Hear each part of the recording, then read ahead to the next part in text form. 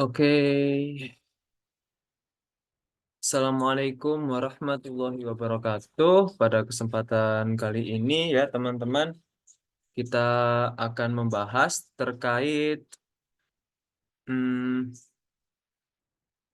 pemuliaan, gitu ya. Atau kita juga bisa sebut sebagai pemulia biakan, gitu ya. Nah, di sini saya langsung saja, jadi karena saya dikasih kesempatan oleh forum untuk menjadi moderator dalam acara presentasi saya sendiri. Jadi saya persilahkan untuk teman-teman sekarang berdoa sesuai agama dan kepercayaan masing-masing yang sama-sama Islam. Berdoa bisa dimulai.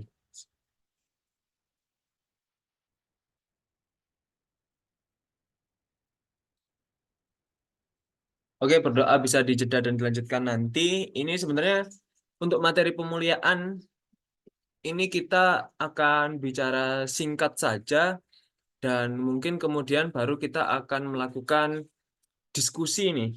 Apa sih permasalahan-permasalahan yang sekiranya itu ada di pemuliaan sekitar itulah pokoknya ya.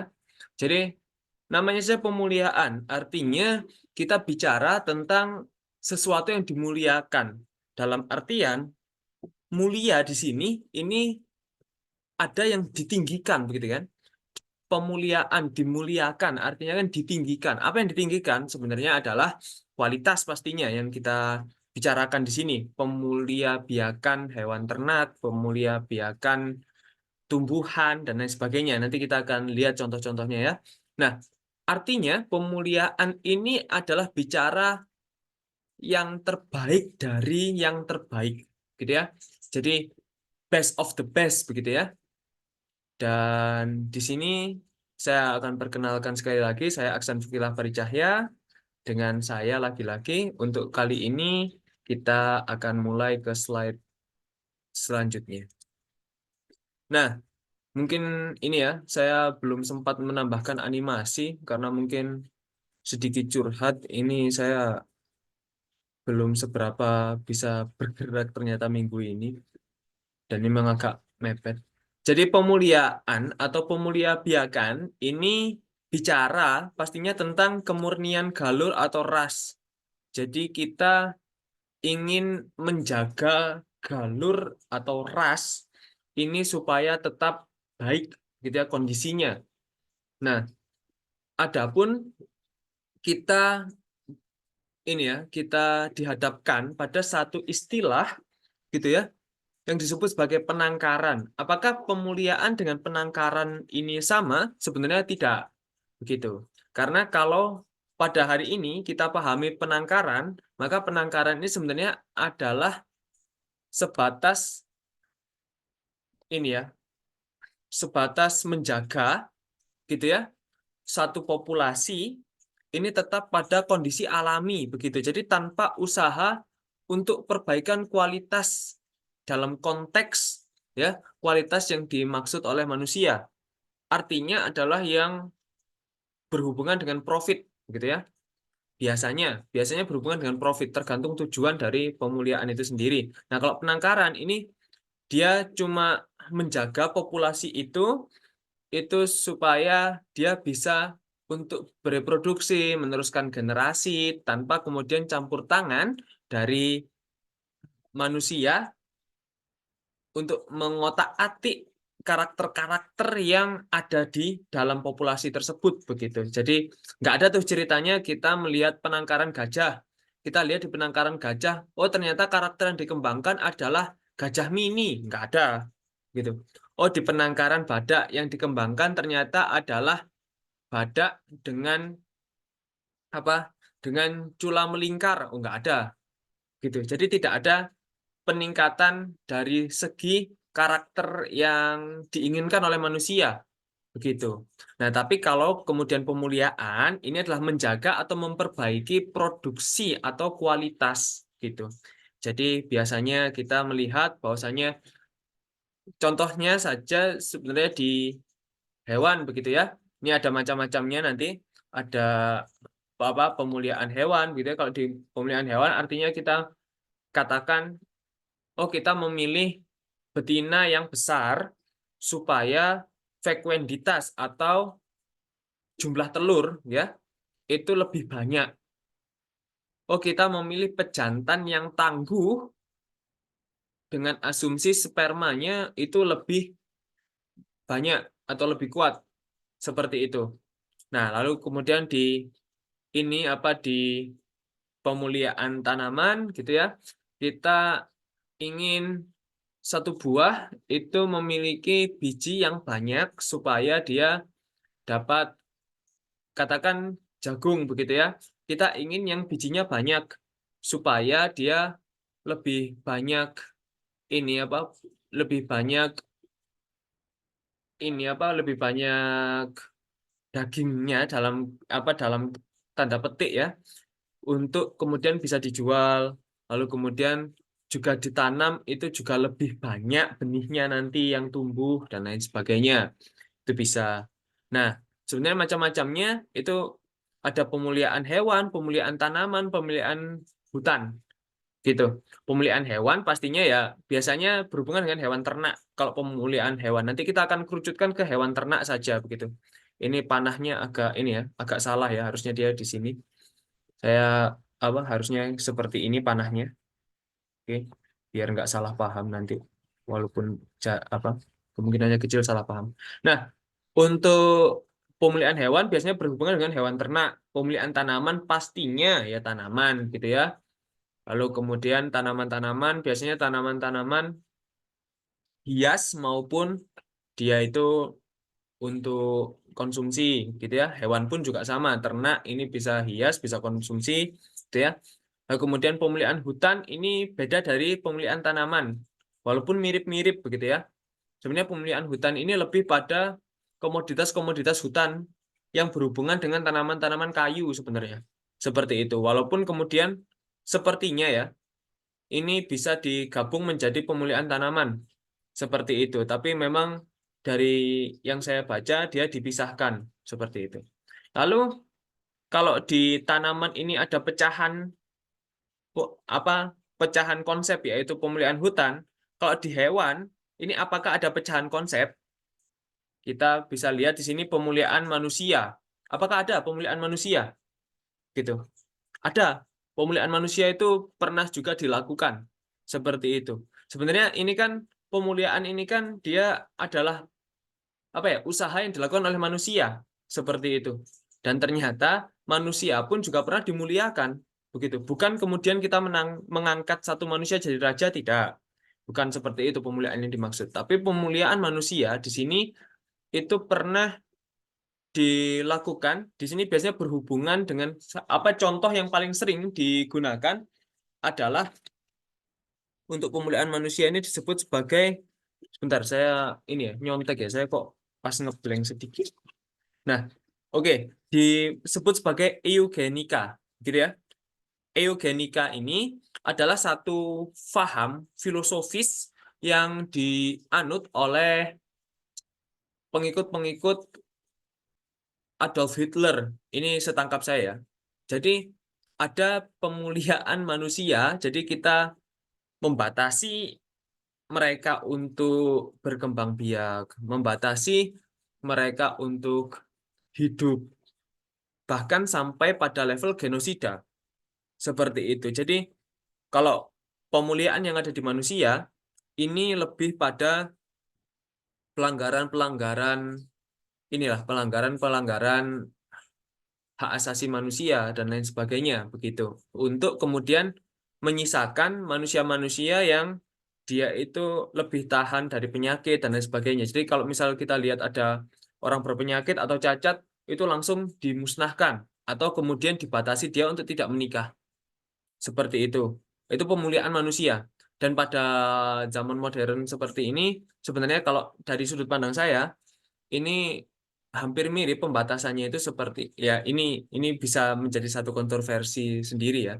Itu seperti keluarga berencana. Walaupun tidak menyalahkan juga, tapi keluarga berencana ini konsepnya kan dua anak cukup. Dalam artian itu pembatasan di situ.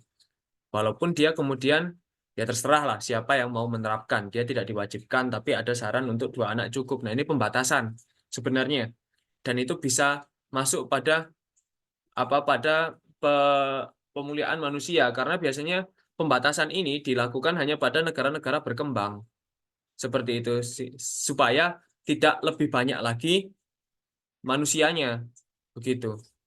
Nah, ini dia walaupun kemudian pasti ada kontroversi, oh karena ekonomi lah, karena apa dan sebagainya, tapi seharusnya pembatasan itu tidak ada, walaupun sebenarnya yang harus dimajukan itu adalah pendidikannya, begitu kalau dari sudut pandang. Tapi ini bisa sangat didebat, gitu ya. Tapi kalau dalam evolusi sebenarnya semakin banyak anak itu adalah kebahagiaan bagi individu tersebut. Itu di filosofinya evolusi itu seperti itu. Jadi yang paling banyak generasinya itu adalah yang paling bahagia kalau di evolusi seperti itu. Walaupun ya pasti dengan berbagai macam ini ya, berbagai macam pertimbangan.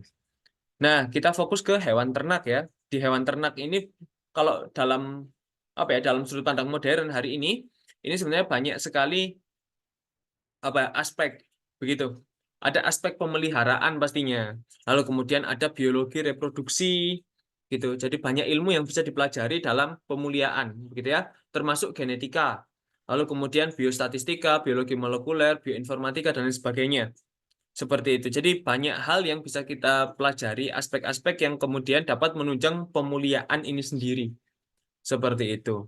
Kita lanjut dulu. Nah, kita bertemu dengan metode dasar sekali dari pemuliaan. Yaitu sebenarnya pemuliaan ini tidak benar-benar bertentangan dengan dengan penangkaran, karena dahulu kita sebut sebagai penangkaran selektif gitu. Kalau penangkaran saja dia itu tidak pernah ada tujuan untuk mengubah-ubah kondisi populasi tersebut dalam konteks pemilihan karakter yang menguntungkan manusia. Begitu. Tapi kalau sudah selektif, ada seleksi di sana, dalam artian di sini adalah seleksi buatan, gitu ya, bukan seleksi alam. Ini maka jatuhnya adalah sebenarnya pemuliaan. Seperti itu. Nah, cirinya apa? Dia memiliki tahapan-tahapan dan bersifat sistematik. Begitu. Jadi makanya kita bisa lihat, oh ini generasi 0, filial 1, filial 2, F1, F2, F3, seperti itu. Itu kan dia sistematik sekali. Seperti itu dan bertahap, tidak bisa langsung. Nah, kita akan bahas nanti tahapan-tahapannya menurut pandangan saya, gitu ya. Nah, lalu kemudian di sini ada adapun bertahap dan sistematik ini sistem yang sangat klasik sekali ini sebenarnya adalah berkaitan dengan prinsip dasar dari pemuliaan, yaitu persilangan dan seleksi. Jadi pemuliaan itu tidak pernah lepas dari persilangan dan seleksi. Begitu. Disilangkan, apakah dia disilangkan antar ras, apakah dia disilangkan antar individu dalam satu ras, apakah dia disilangkan antar spesies pun, itu dia tidak lepas dari pemuliaan, begitu ya. Nah, seleksinya pun ini ada beberapa metode, yaitu seleksi individu, seleksi famili, dan kombinasi. Sebenarnya kalau individu, ini dalam hemat saya ya, ini tidak terlalu dijelaskan dalam bacaan saya, tapi dalam hemat saya, seleksi individu ini lebih pada memilih karakter yang paling baik menurut manusia, yang paling profitable, seperti itu. Which seleksi family ini lebih pada, ini bukan family yang ada di hierarki taksonomi, tapi family ini lebih pada galurnya, untuk lainnya, gitu ya, untuk silsilahnya dia, seperti itu. Jadi kita bisa lihat apakah silsilahnya dia ini baik atau dan lain sebagainya, gitu, tanpa melihat dari keunggulan si individu itu sendiri. Atau kemudian kombinasi, bisa kita lihat lainnya, bisa kita lihat individunya juga. Individunya bagus, galurnya bagus, oke masuk. Itu kombinasi dia artinya. Seperti itu. Dan dalam seleksi-seleksi dan persilangan tersebut, itu kita bisa menerapkan beberapa apa ya, beberapa keilmuan genetika ya, yang terutama yang bisa kita ini ya kenali jauh dari apa di forum ini, pasti tidak asing lagi dengan genetika populasi gitu ya. Kita lihat oh populasinya ini dia seperti apa, apakah dia apa keragaman genetiknya itu seperti apa, lalu kemudian apa kladogramnya seperti apa dan sebagainya. Ini kan kita ngomong tentang genetika populasi. Lalu kemudian ada genetika kuantitatif gitu. Lalu kemudian juga bisa pakai statistika, walaupun sebenarnya statistika ini juga tidak ini ya, tidak apa ya, tidak terpisah dari genetika populasi dan kuantitatif itu sendiri. Lalu kemudian juga genetika molekular seperti itu. Itu bisa dijadikan bahan pertimbangan dalam persilangan dan seleksi seperti itu. Itu untuk metode dasar klasik dan juga genetika yang bisa diterapkan. Jadi masih berhubungan lah antara seleksi apa antara pemuliaan ini dengan genetika karena ya ujung-ujungnya kita bicara tentang genetika terapan seperti itu sebenarnya. Walaupun kemudian pemuliaan ini lebih dulu daripada genetika ya untuk yang apa yang diterapkan seperti itu. Oke, lanjut. Ini adalah menyikapi keuntungan dari pemuliaan itu sendiri. Nah, ini lebih pada ininya ya, apa lebih pada apa? Lebih pada penggunaannya. Ini sebenarnya keuntungan pemuliaan ini sangat banyak sekali, begitu ya. Kita bisa memilih dari segi warna, kita bisa memilih dari segi pertumbuhan, kita bisa memilih dari segi apa macam-macam. Kalau kuda mungkin kekuatan lari, gitu ya. Kalau anjing mungkin apa ke apa kemampuan untuk mendeteksi sesuatu, gitu, melacak sesuatu. Kemudian kalau kucing mungkin lebih pada kemampuan tidur yang lebih lama ya. Atau saya tidak tahu ya. Kalau kucing ini apa dia? Cuma warna doang kayaknya. Nah, lalu kemudian banyaklah dia seperti itu. Dan kalau dalam perikanan sendiri, ini ada yang mengklaim bahwasanya dia pemuliaan itu bisa apa dalam riset itu dikatakan dia meningkatkan 5-20% dari besar ikan per generasi seperti itu. Ini kan lumayan ini ya lumayan menguntungkan bagi pengejar cuan begitu ya. Nah, ini ada pada beberapa komoditas yaitu salmon Atlantik, lalu kemudian lele-lelean sepertinya yang dimaksud ini lele dumbo. Lalu kemudian tilapia, ini tilapia ya kita tidak lepas dari nila, mujair seperti itu ya. Nah, tapi menyikapi keuntungan pemuliaan ini sendiri ada yang menggunakan apa ya? Menggunakan apa mungkin kita akan sebut sebagai dasar dasar ini ya, dasar menyikapi begitu itu dengan konsep breeding stock gitu ya. Breeding stock ini pemuliaannya terencana sekali dan kemudian legal seperti itu. Jadi biasanya ada satu seharusnya ya ada satu ini apa satu lembaga yang kemudian memang benar-benar concern di sana. Seperti katakan ketika kita bicara tentang nila Jatim Bulan, yang menjaga galur dari nila Jatim Bulan itu adalah si UPT Umbulan yang ada di Pasuruan, begitu. Lalu kemudian itu wajib itu, gitu. Apa memang dijaga di sana seperti itu. Jadi atau yang menjaga ikan mas punten harusnya ya UPT Punten, walaupun kemudian ikan mas punten sekarang strainnya agak hilang ya, bukan agak hilang, memang hilang ya, dalam artian belum mendapatkan karakter yang dimau sama seperti nenek moyangnya dulu yang pertama kita apa kita sebut sebagai ikan mas punten begitu. Nah, singkat cerita, ini pemuliaannya terencana begitu untuk membuat ras baru dari produk-produk apa pure breed gitu ya, apa untuk galur murni begitu ya, dan atau crossbreed. Jadi untuk galur yang kemudian sudah dicampur-campur begitu. Nah, tapi memang ada satu ini apa satu penciri begitu ya.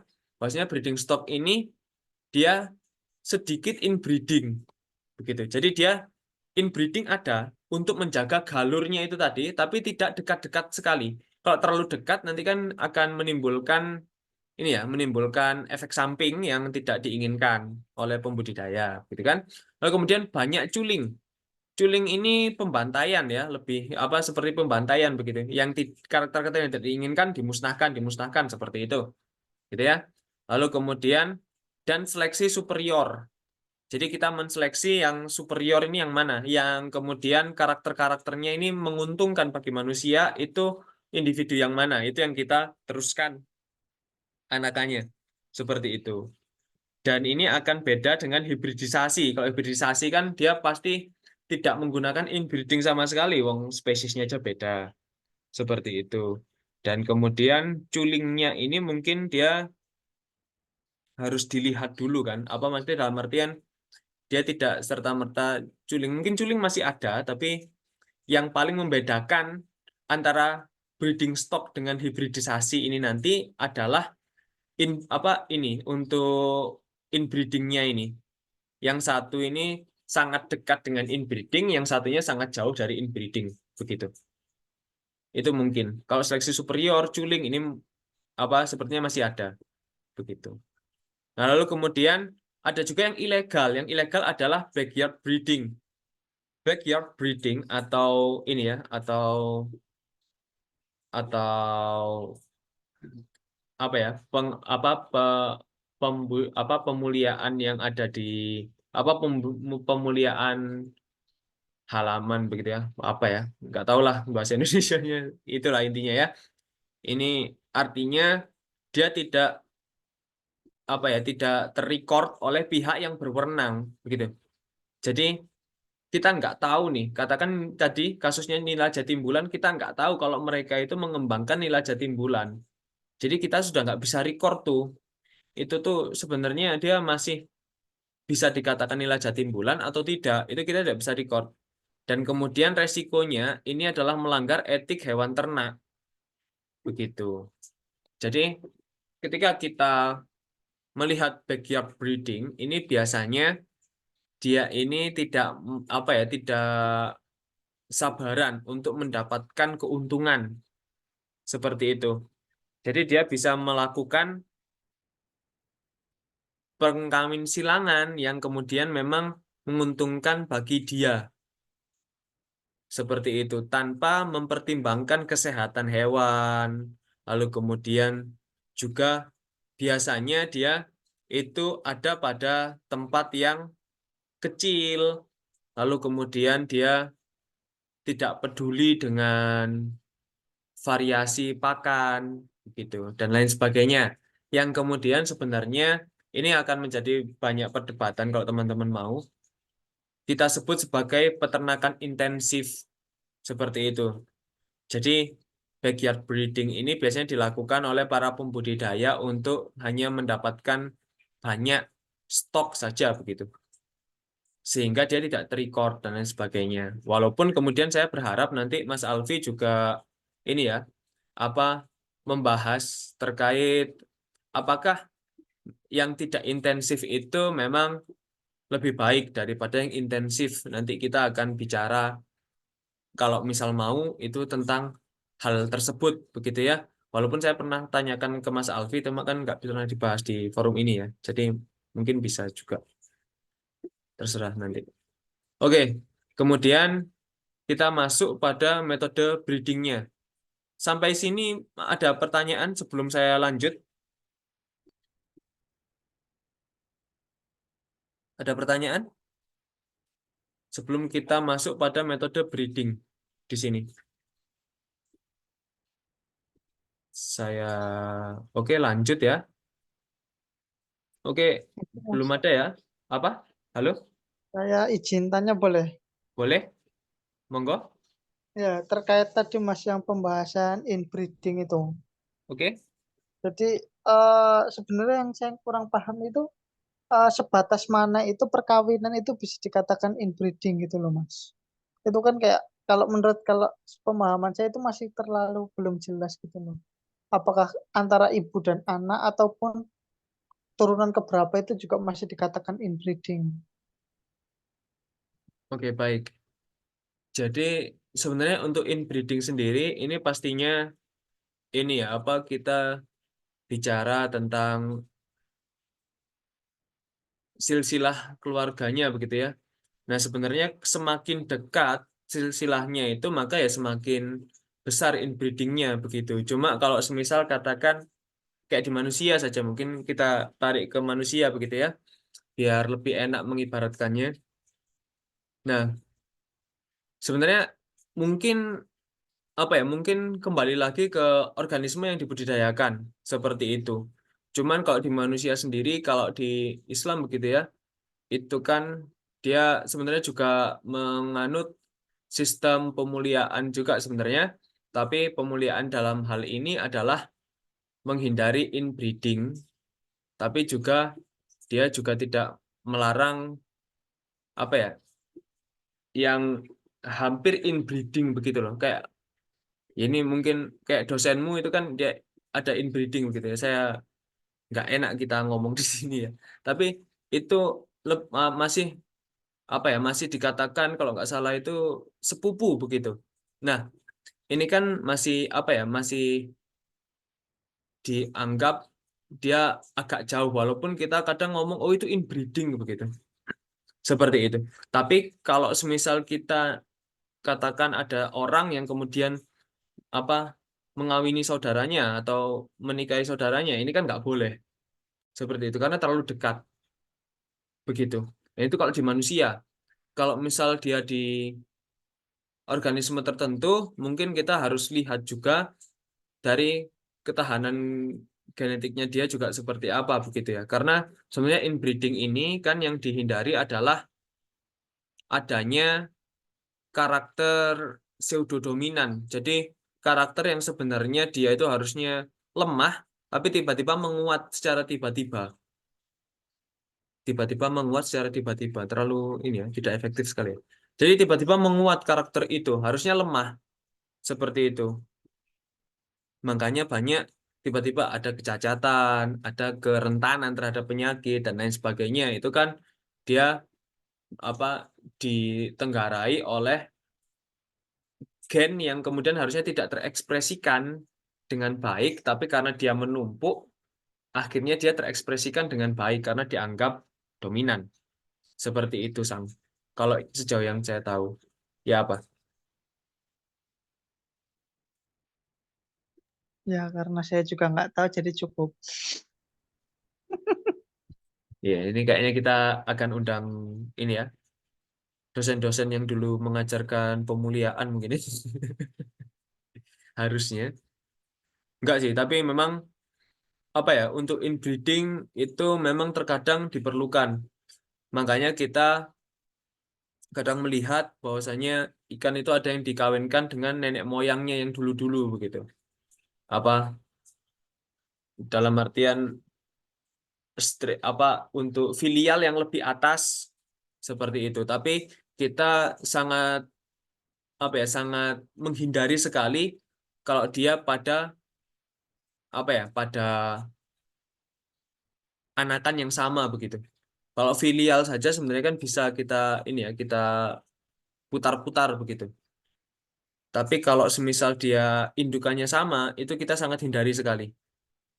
Seperti itu sih. Inbreeding yang dimaksud ini lebih pada inbreeding yang terlalu dekat sekali. Tapi ya kalau semisal dia agak dekat juga tidak menutup kemungkinan ada pseudodominan yang muncul. Seperti itu sih. Itu sependek yang saya tahu. Gitu ya. Mungkin kita lanjut atau ada pertanyaan lain? Satu? Lanjut, Iya, lanjut. lanjut. Oke. Kita akan lanjut pada ini ya, metode breeding itu sendiri. Jadi tadi kan saya bilang ada tahapan-tahapan ya. Tahapan yang pertama ini sebenarnya adalah wild type-nya dulu. Kita akan koleksi wild type gitu ya. Jadi populasi liarnya terlebih dahulu gitu ya. Kemudian populasi liar ini akan dihilangkan karakter liarnya, makanya kita sebut sebagai domestikasi gitu ya. Domestikasi ini kan usaha untuk menghilangkan sifat liar pada ini apa pada satu populasi begitu. Nah, di domestikasi ini ada beberapa metode yang bisa diterapkan, yaitu selective breeding, lalu kemudian inbreeding pun itu kadang juga diterapkan, gitu ya. Smart breeding, gitu. Lalu kemudian mutation breeding dan outbreeding, begitu. Nah, selective breeding ini bisa kita lihat ya di penjelasannya. Ini nomor 1, ya. Selective breeding ini intinya adalah memilih sifat-sifat superior atau memilih karakter-karakter unggul, begitu. Ini selective breeding.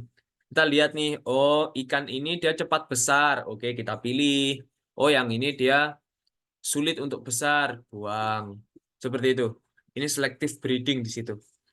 Nah sebenarnya selective breeding ini ada 3 tipe, yang kemudian 2 tipe ini tersebutkan di sini.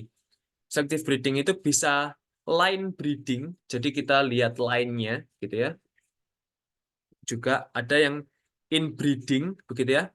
Jadi kalau line breeding itu masih satu galur, begitu ya, masih satu silsilah.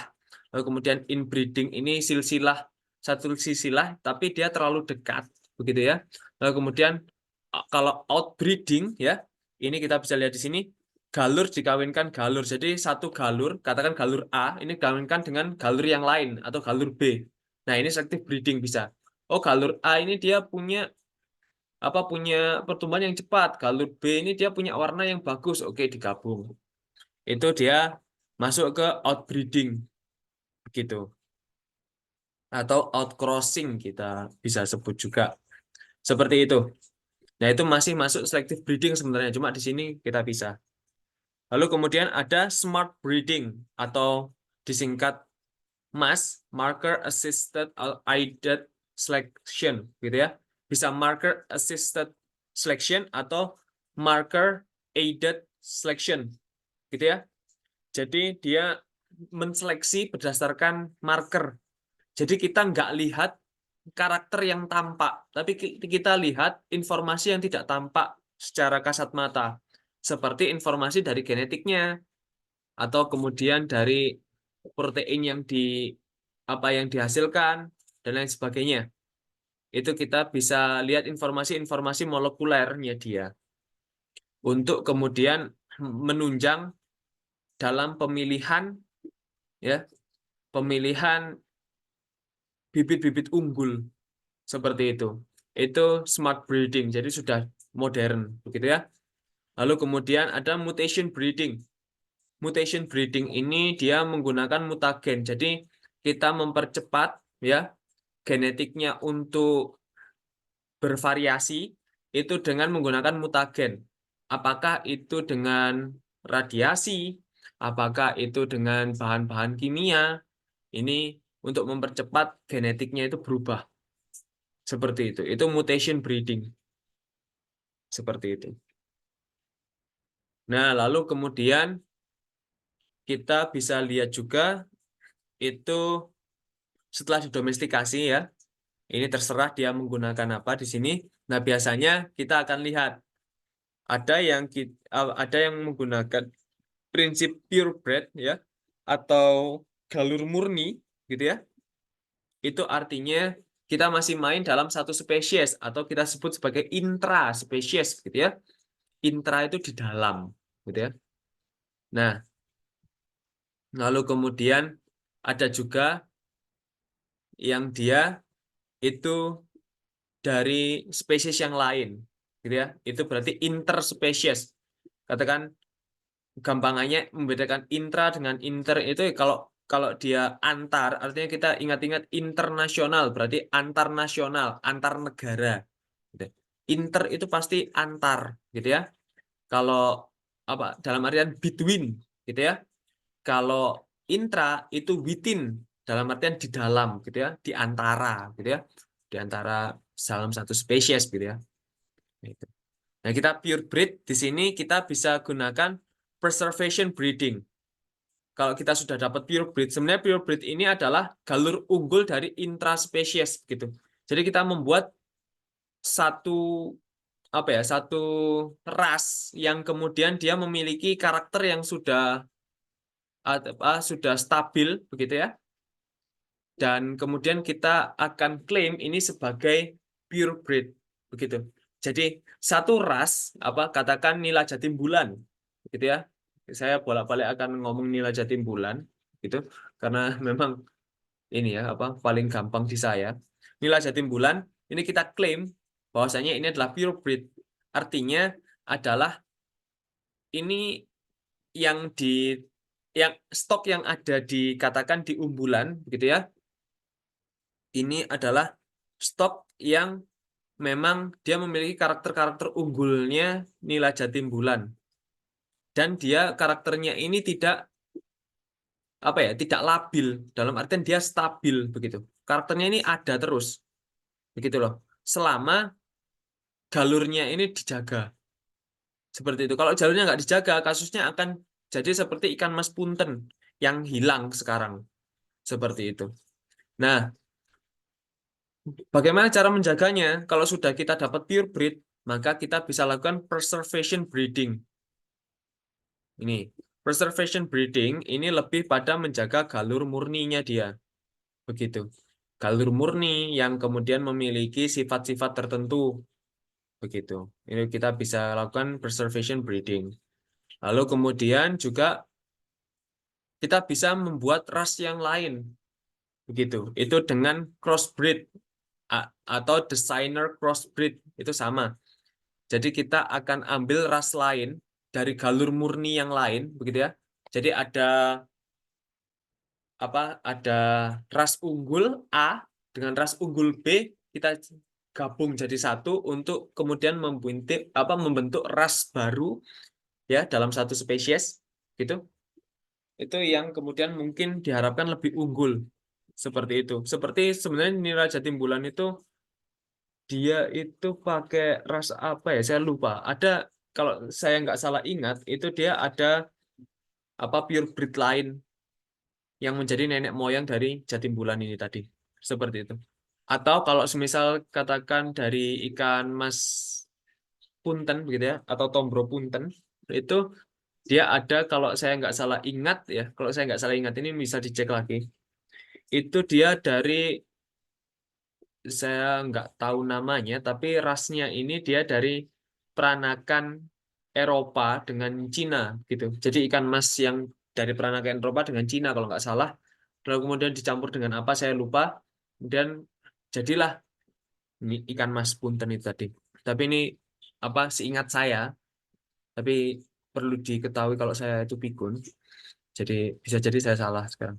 Nah, lalu kemudian hibridisasi ini pastinya tadi ya perkawinan interspesies. Tapi kalau semisal kita mau bikin ras baru itu dari pure breed digabung dengan dengan hybrid, itu namanya backcrossing. Ini seperti yang terjadi pada, bukan ras baru ya, tapi meneruskan ras itu kadang kita membutuhkan itu. Karena biasanya kalau hibridisasi ini ada kutukannya. Jadi kutukannya salah satunya adalah sterilitas. Kalau di kerapu itu yang steril nanti, lupa saya. Yang steril kalau nggak salah jantannya apa ya.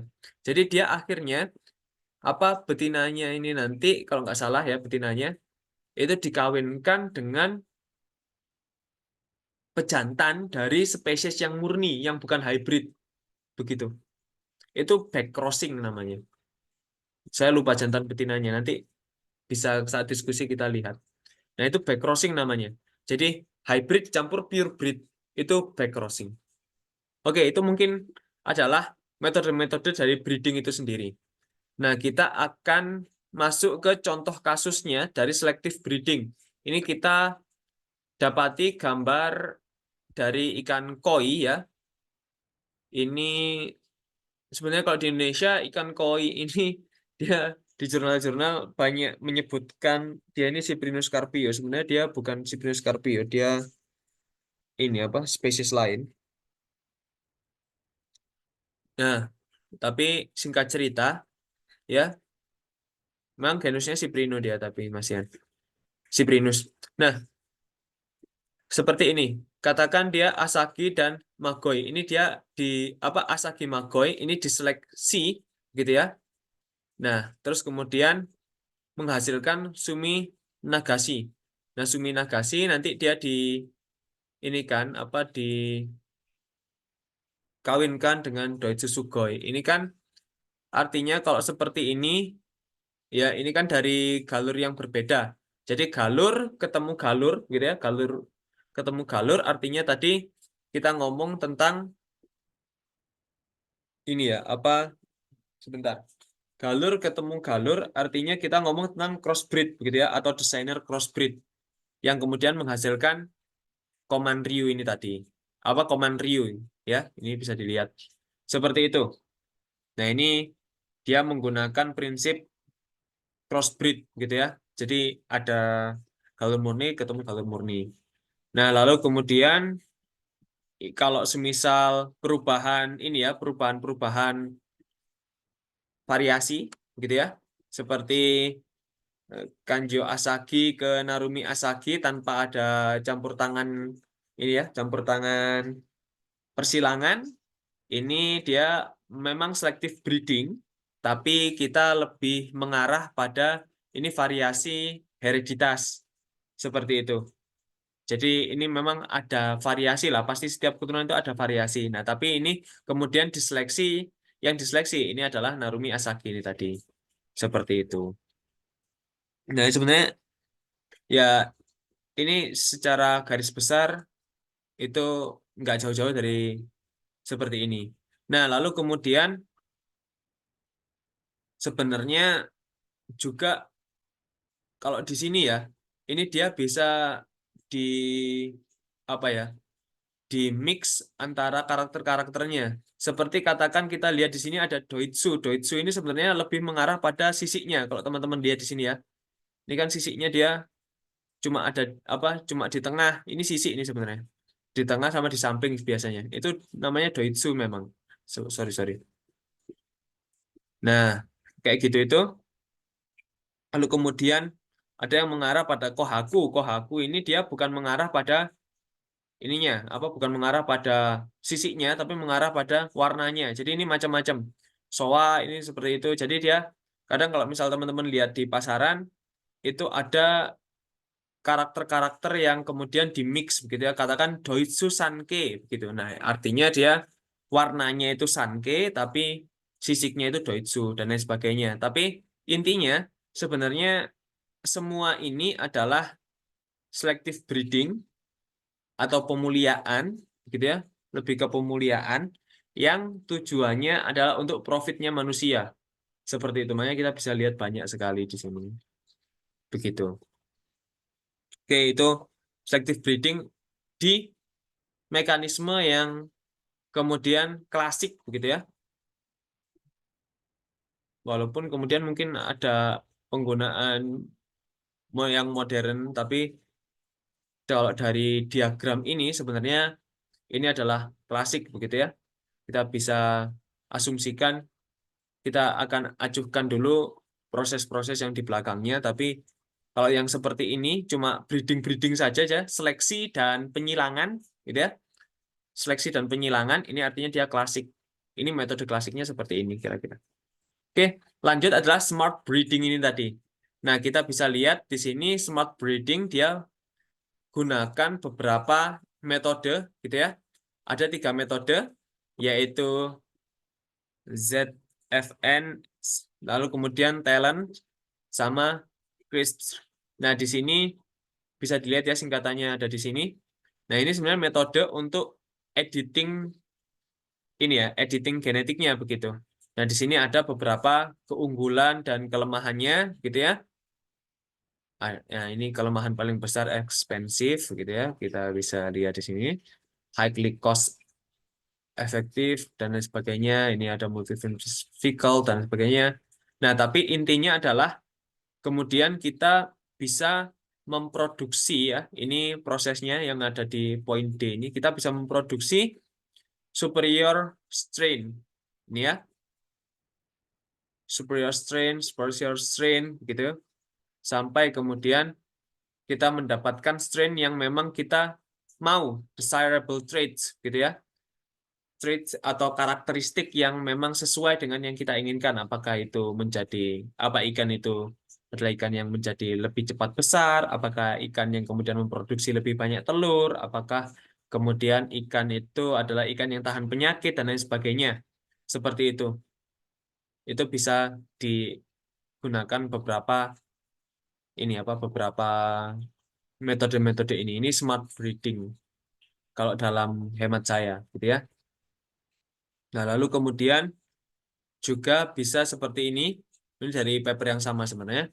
Nah, kita ingin apa ya? Ingin melihat ingin memproduksi ikan dengan ketahanan terhadap penyakit, lalu kemudian daya tumbuh, apa sterilitas yang dimaksud bukan sterilitas ini ya, bukan sterilitas telur sebenarnya, sterilitas terhadap penyakit dalam hemat saya. Lalu kemudian imunitinya, nutrisi, kualitas nutrisinya, biotik, abiotik, stress tolerance, jadi dia toleransi terhadap stresor begitu ya.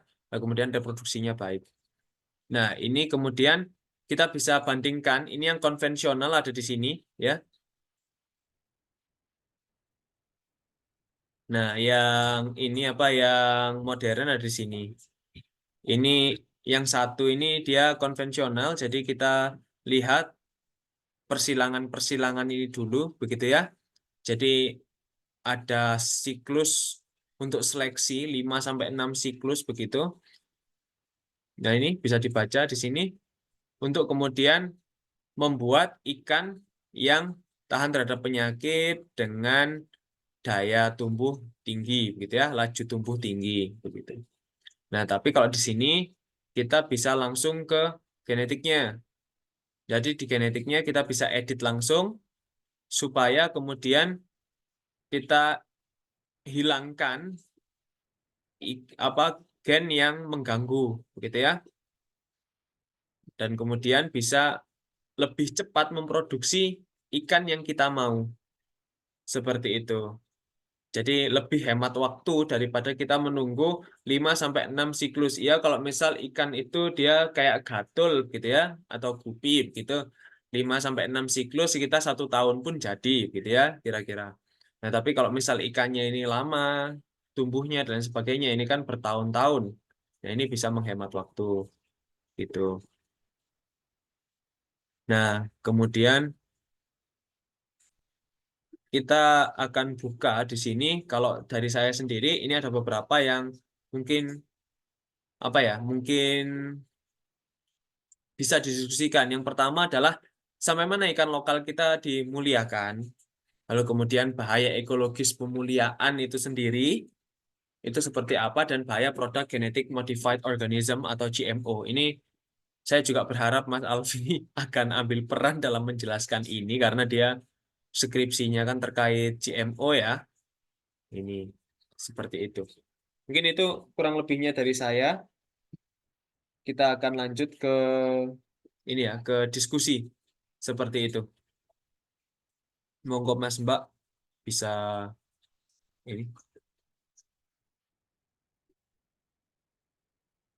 Ada yang mau menanggapi dulu diskusi apa kita dari 3 topik ini apa yang kira-kira menarik, dan ada yang mau ini dulu, ada yang mau menyampaikan pendapatnya atau kemudian bertanya ke materi yang sebelum-sebelumnya saya jelaskan. Monggo Mas Mbak.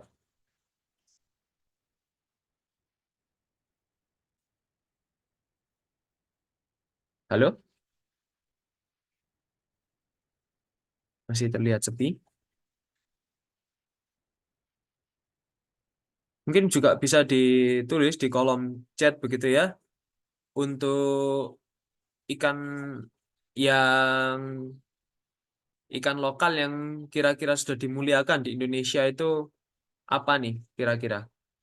Mungkin bisa di kolom chat juga. Soalnya ini juga dalam artian saya juga mungkin butuh referensi lah. Sebenarnya ada nggak ikan yang saya mungkin kelewat gitu yang sudah dibudidayakan di Indonesia begitu ya. Seperti itu. Monggo Mas Mbak.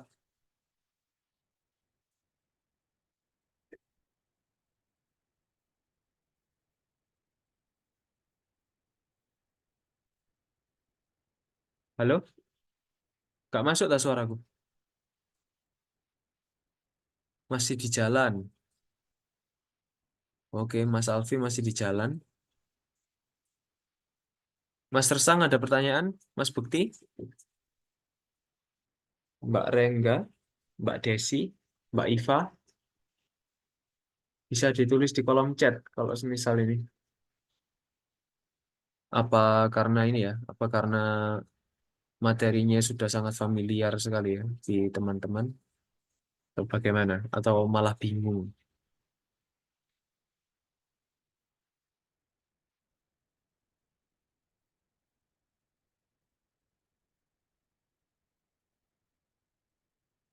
Bisa dong.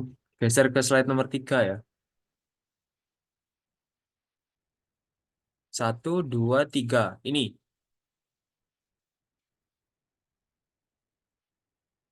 Ini kah, Bek?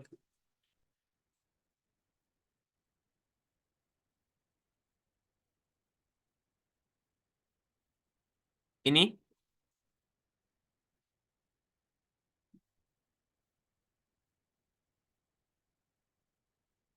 Oke. Ya, apa, Bek? Ada pertanyaan?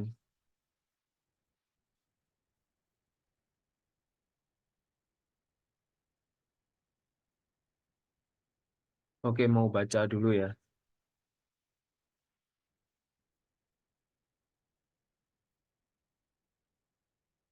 Jadi untuk ikan-ikan di apa ya yang menurut iya ini sambil kamu baca ya Pak ya.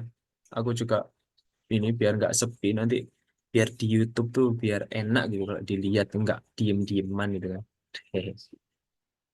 Jadi sebenarnya untuk ini apa untuk ikan-ikan yang kalau kata saya yang well domesticated begitu ya. Itu adalah ikan-ikan yang kemudian memang kita bisa katakan strain-nya apa seperti itu. Katakan kayak nila begitu ya, kita bisa baca apa kita bisa katakan oh ada Jatim Bulan, ada Salina, ada Gift, ada macam-macam gitu ya. Lalu kemudian kayak katakan hmm, koi tadi itu bermacam sekali. Kemudian cupang katakan yang umum juga itu kan kita bisa oh dia ada yang cupang koi ada yang cupang Nemo ada yang cupang dragon gitu dan sebagainya itu kata saya adalah apa ya komunitas-komunitas yang well domesticated begitu jadi dia sudah domestikasi secara baik begitu. Oke, ada pertanyaan dari Mas Alfi Harahap ya di sini. Banyak hatchery atau pembibitan yang mengklaim produknya F2. Apakah yang dimaksud F1, F2 dan seterusnya? Baik F1, F2 dan seterusnya ini sebenarnya adalah filial begitu ya. Tapi memang apa ya? Filial ini kan dia peranakan ya. Dalam artian kita bisa katakan itu generasi keberapa begitu ya. Kalau yang saya pahami.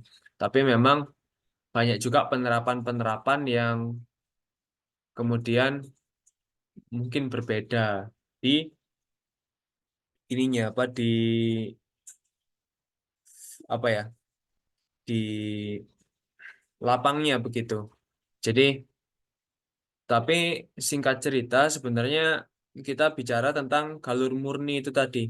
Ketika kita sudah dapat galur murninya, maka galur murni ini sampai generasi keberapa? Dalam artian semakin jauh dari apa dari generasi pertama ini maka semakin inilah apa semakin meragukan bahwasanya ini apa bahwasanya karakternya itu sama dengan yang kita inginkan dari galur murni itu gitu.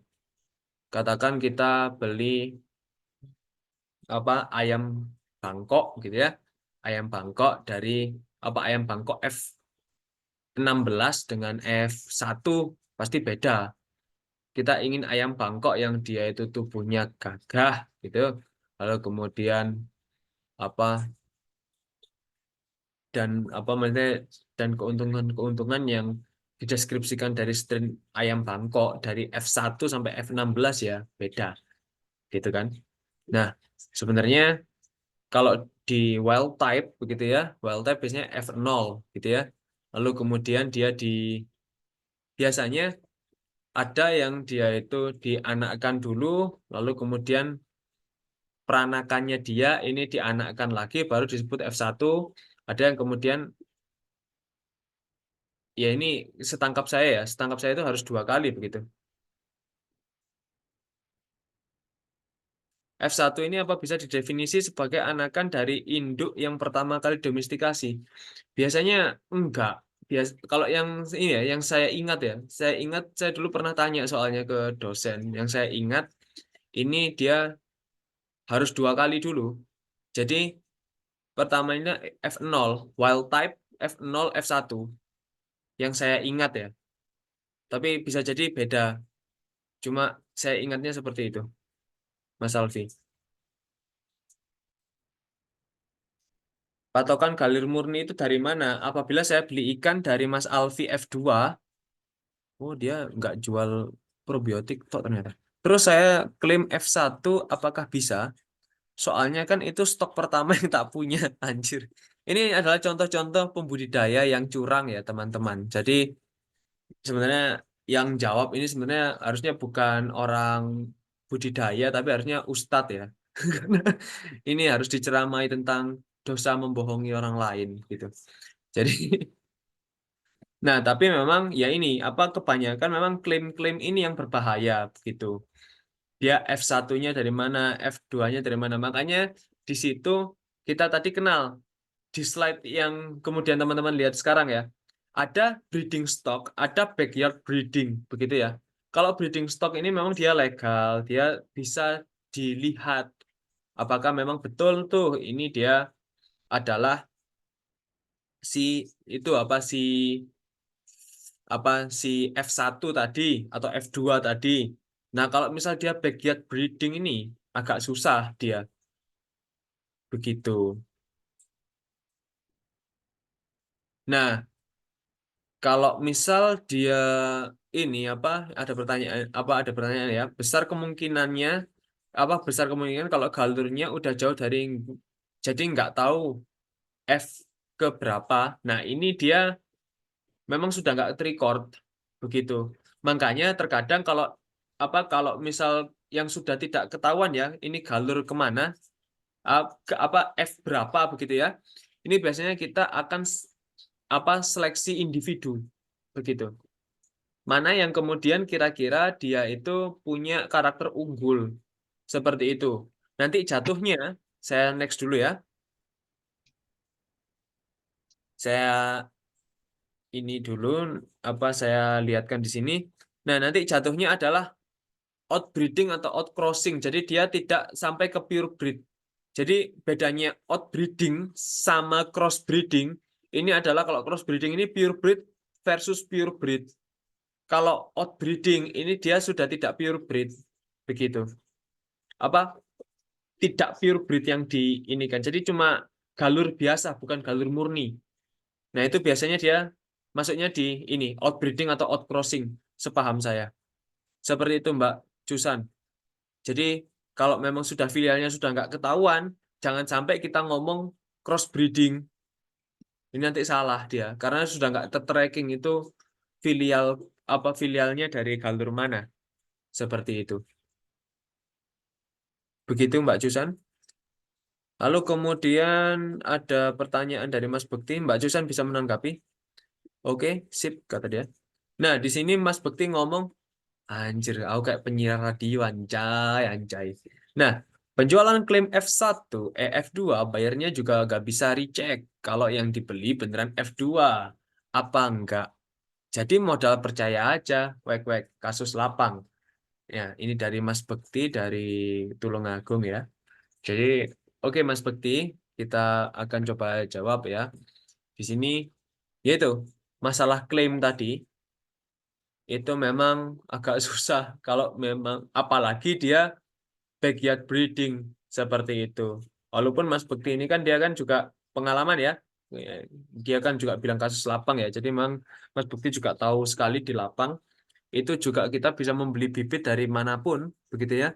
Kita bisa membeli indukan dari manapun begitu. Dan pastinya namanya saja juga budidaya, begitu ya.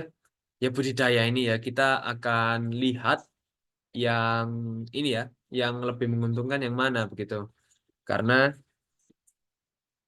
karena kita bicara tentang budidaya ini itu ya mungkin ini lebih ke doktrin ya, bukan ya apa ya.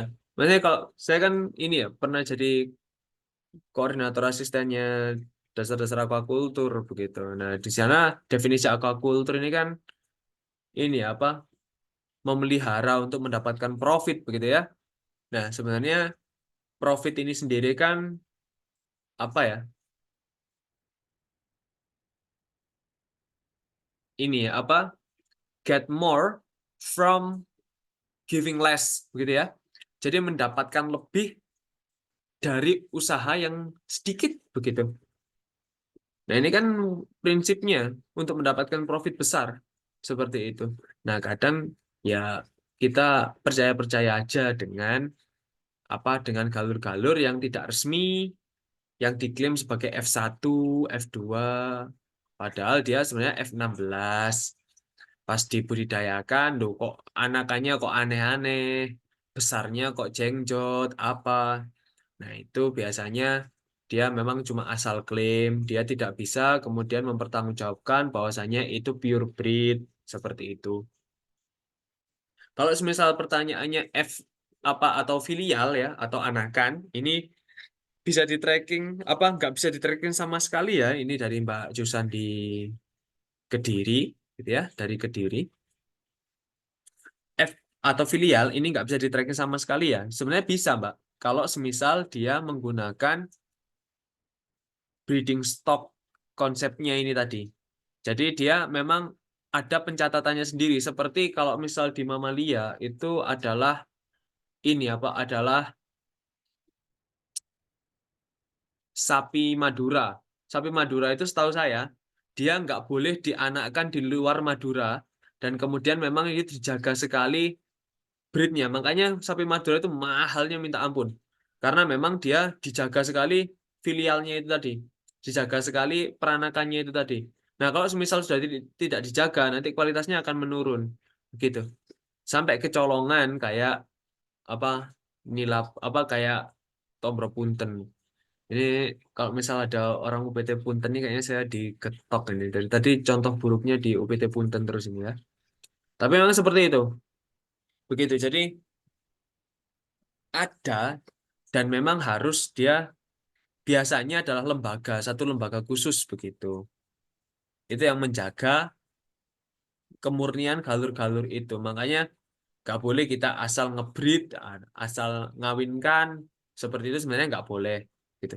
Kita beli ikan di pasar, lalu kemudian kita kawinkan tanpa tahu itu ikan apa, kemudian kita jual sebenarnya tidak boleh begitu. Tapi kan namanya orang juga butuh duit, gitu ya. Jadi sebenarnya sudah banyak sekali praktek-praktek seperti itu sehingga terkadang kita nggak tahu ini itu strain apa, terus kemudian di pasar kok banyak ikan-ikan yang cacat seperti itu biasanya ya karena sudah tidak jelas seperti itu. Kadang bahkan kita mengawinkan ikan dari satu indukan yang sama cuma kita nggak tahu gitu. Katakan ada orang nih jual di grup jual beli hewan begitu ya, dijual sepasang padahal masih bayi-bayi dan itu pun dari induk yang sama asal jantan betina aja. Itu banyak sekali yang seperti itu kasusnya. Akhirnya maksudnya inbreeding, anakannya cacat dan lain sebagainya. Begitu. Nah, itu lebih pada akhirnya backyard breeding gitu tanpa melihat dari apa ya, dari perspektif etis ke kalau misal hewan itu dia dikawinkan lalu kemudian kemungkinannya cacat seperti itu. Tapi terkadang kecacatan-kecacatan itu malah menjadi daya tarik tersendiri sehingga memang sengaja bahkan yang cacat-cacat itu diberdayakan seperti apa? Ikan koki. Ikan koki itu kan ikan komet yang dia cemet gitu. Apa ya? Ikan komet yang dia kemudian short body. Itu sebenarnya kan cacat gitu loh. Cacat dalam artian organ tubuhnya pun juga tidak short body juga sebenarnya. Organ tubuhnya sama. Nah, ini yang biasa dibahas oleh Mas Alfi Harahap bolak-balik itu, ya ikan cebol-cebol itu sebenarnya organ tubuhnya sama, makanya dia lebih lebih rentan mati daripada ikan yang lain. Seperti itu. Itu karena memang dia yang cebol itu cuma badannya doang, organ tubuhnya enggak. Seperti itu. Biasanya seperti itu untuk awal-awal.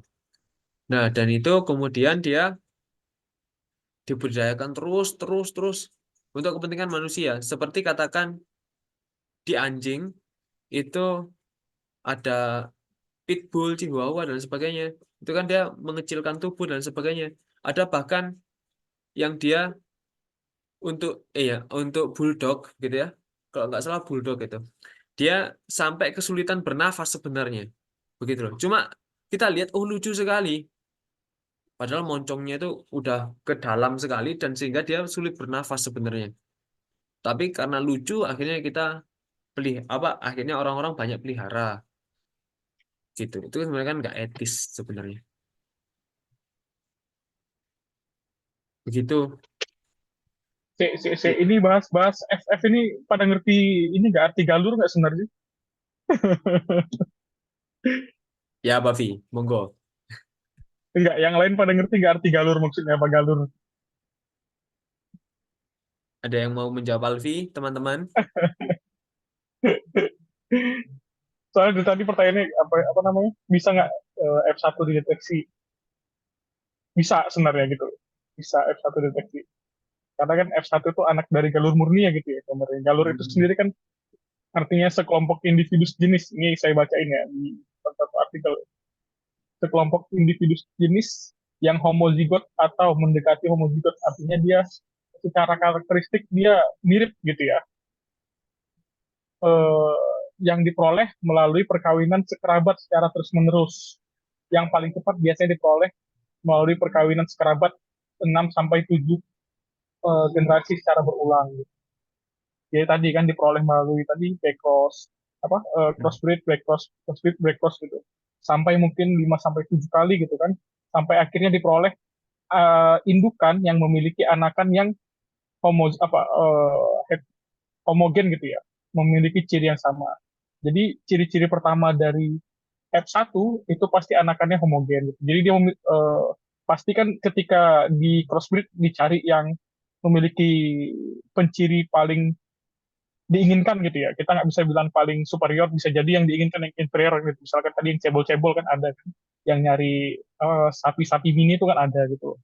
Yang penciri yang diinginkan gitu. Kemudian di backcross lagi, di crossbreed lagi, backcross lagi, sehingga nantinya dia akan menghasilkan galur murni yang nanti anaknya akan cebol semua gitu loh. Misalkan dia mencari cebol atau anaknya misalkan cepat tumbuh semua gitu jika dia ingin mencari yang cepat tumbuh.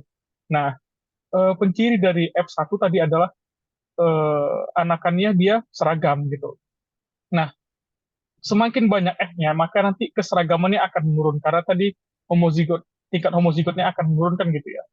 Nah, jadi untuk yang pertama untuk membedakan apakah dia F1 atau enggak gitu. Dapat dilihat dari anakannya gitu kan.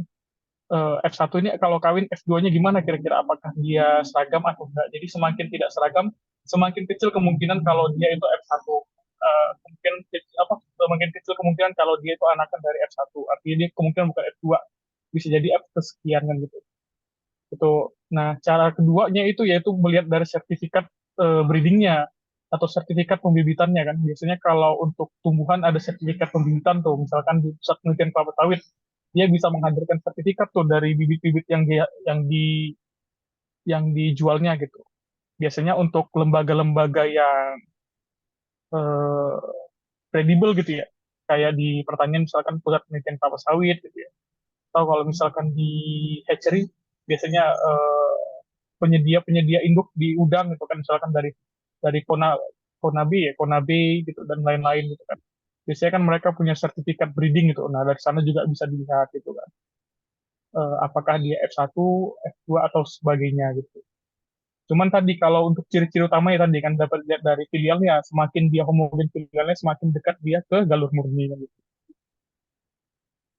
Betul, betul. Kira-kira gitu sobat-sobat. Sebenarnya melanjutkan juga dari Alfi, sebenarnya itu berhubungan sama definisi dari ini ya apa galur murni tadi ya. Karena galur murni ini dia pencirinya adalah tadi sebenarnya sempat saya singgung itu dia memiliki karakter yang sudah stabil seperti itu. Nah, karakter stabil inilah yang kemudian dimaksud oleh Mas Alfi tadi itu akan turun apa homogen begitu ke anak-anaknya seperti itu.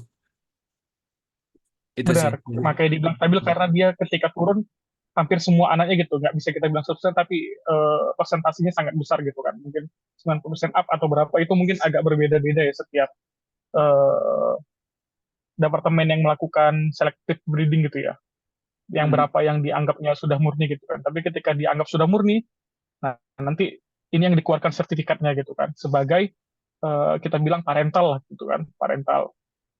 Nah, nantinya parental ini akan menghasilkan F0 gitu kan. F0 ini yang nantinya biasanya disebarkan ke kalau kita bilang pembudidaya-pembudidaya kan gitu ya. Pembudidaya atau ke balai-balai kecil atau ke UPT-UPT kecil gitu kan. Nah, nanti yang hasilnya nanti maka akan keluar F1 gitu kan dari pembudidaya ini gitu kan. Atau dari UPT-UPT kecilnya untuk disebarkan di masyarakat. Tapi berarti betul ya Vi ya tadi apa seingatku soalnya dia apa wild type itu dia domestikasi dulu kemudian baru dia 2 kali kayaknya baru dijadikan F1 dia. F0 dulu Eh, atau salah aku. tergantung tergantung sampai kapan dia stabil. Kalau wild type didomestikasi tapi nanti anaknya nggak stabil ya berarti belum jadi Ah, ini kan belum jadi galur murni kan gitu. oke make sense. Tapi memang ini ya apa maksudnya tergantung konteksnya mungkin ya Vi. Apa nggak tahu ya. Ini diskusi aja.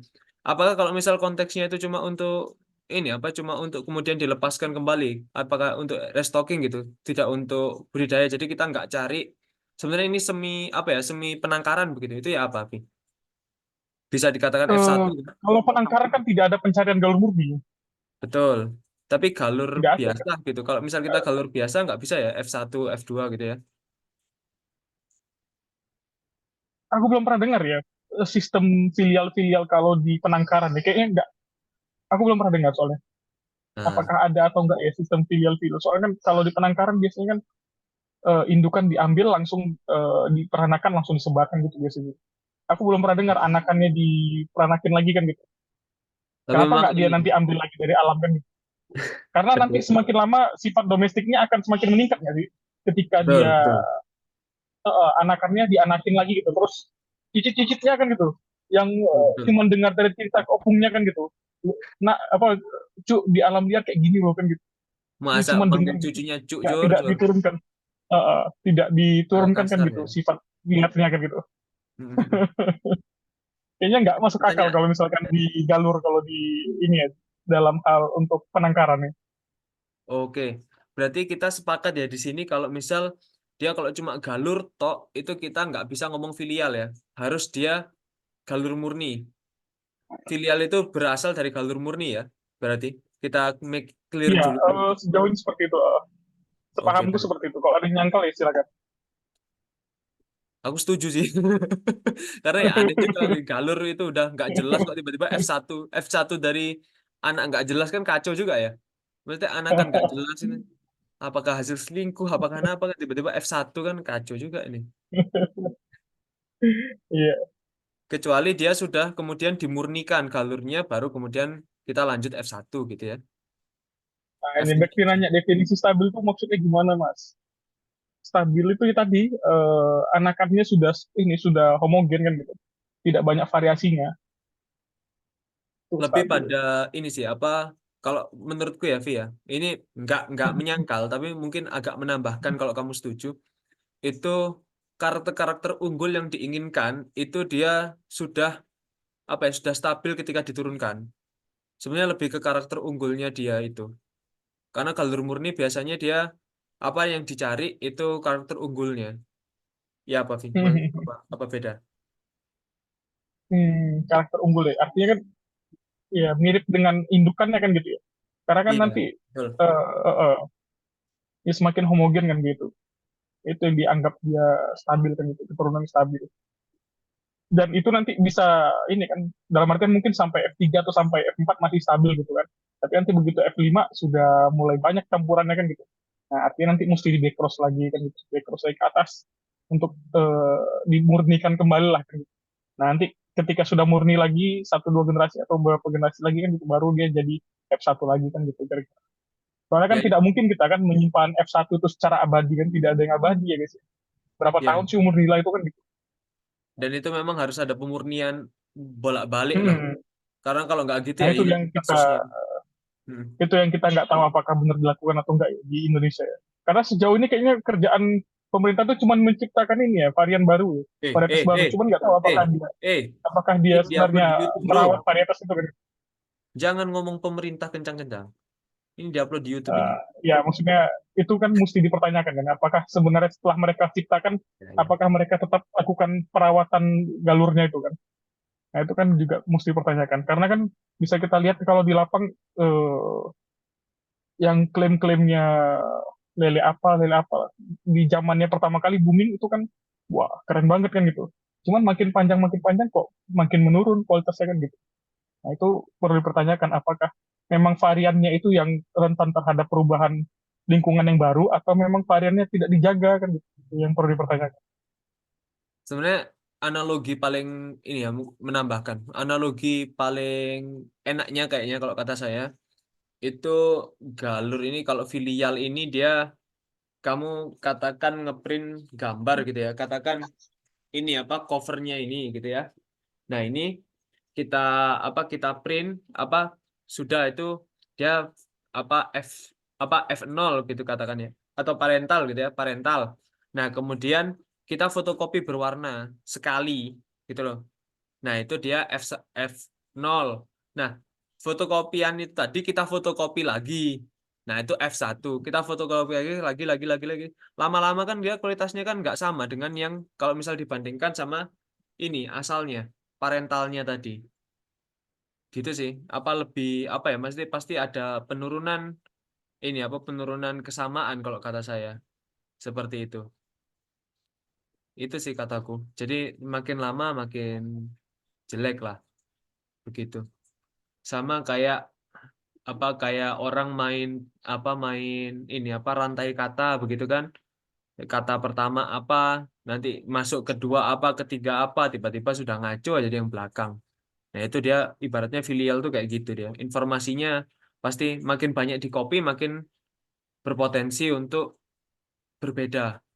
Sama kayak di genetik kan makin banyak digandakan, semakin banyak kemungkinan untuk berbeda. Walaupun di genetik nanti ada mismatch repair gitu. Cuma ya itu dia. Mutasi kan seperti itu dia.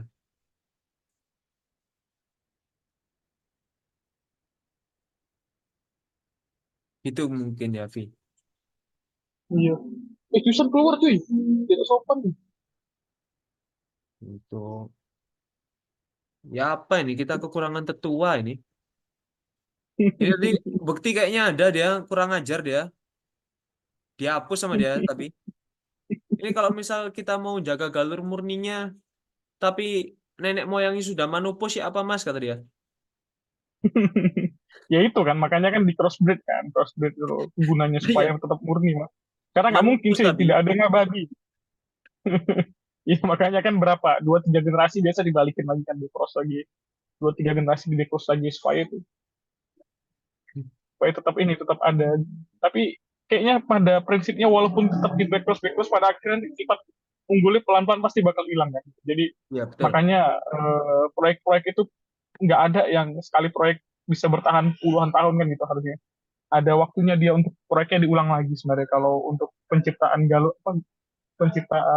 bibit-bibit unggul tuh kan biasanya gitu.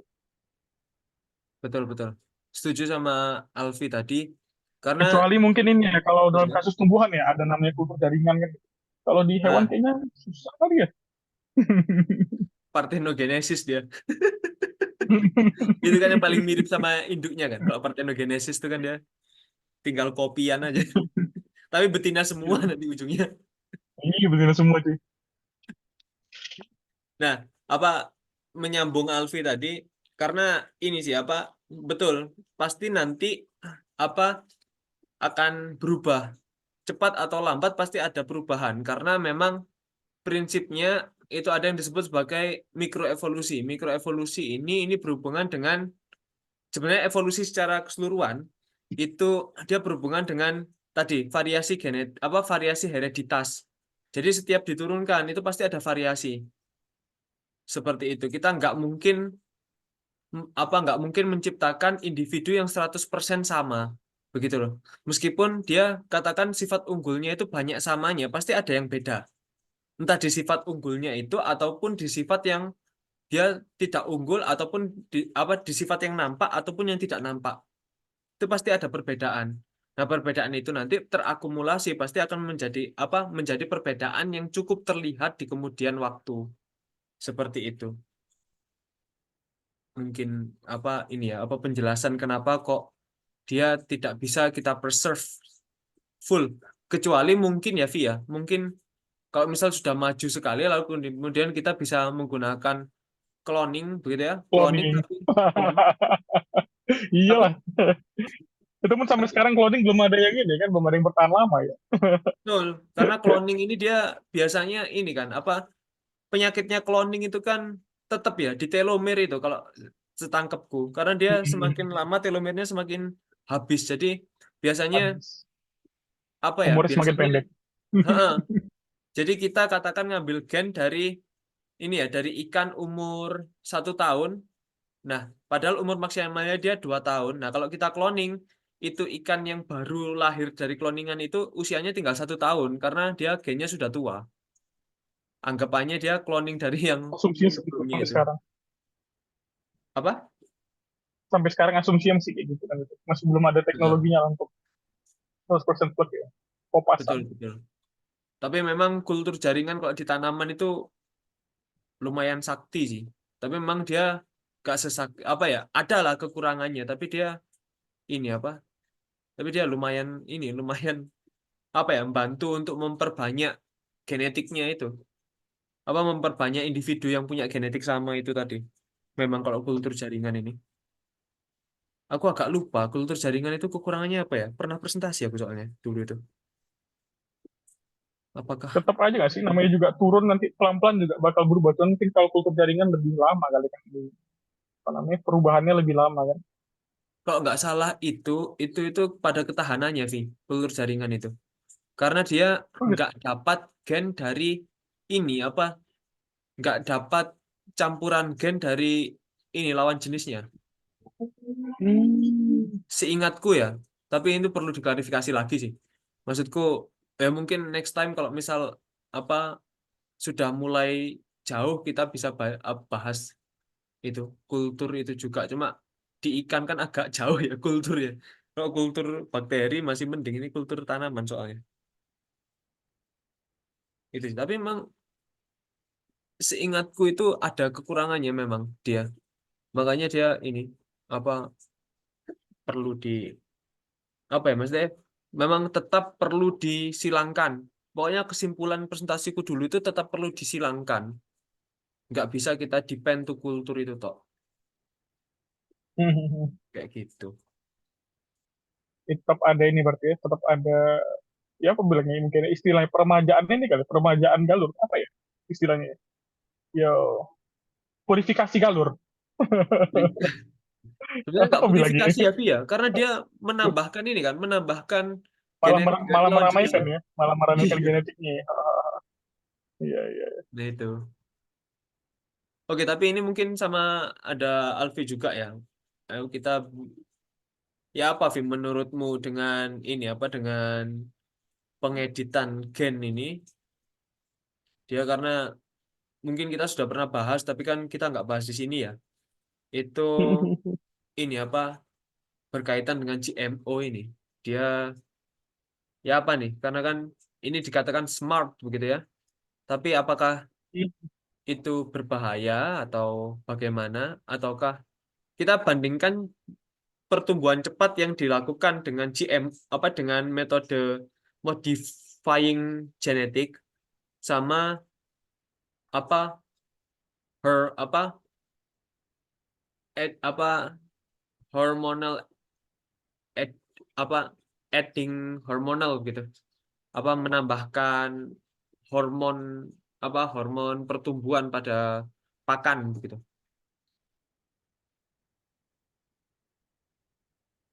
Dengan Iya, menambahkan hormon dari Mm-mm. genetiknya gitu, Vi. Coba anu ya apa nih? Maksudnya apa nih? Yang ditanyakan apa maksudnya? Apa bahayanya gitu?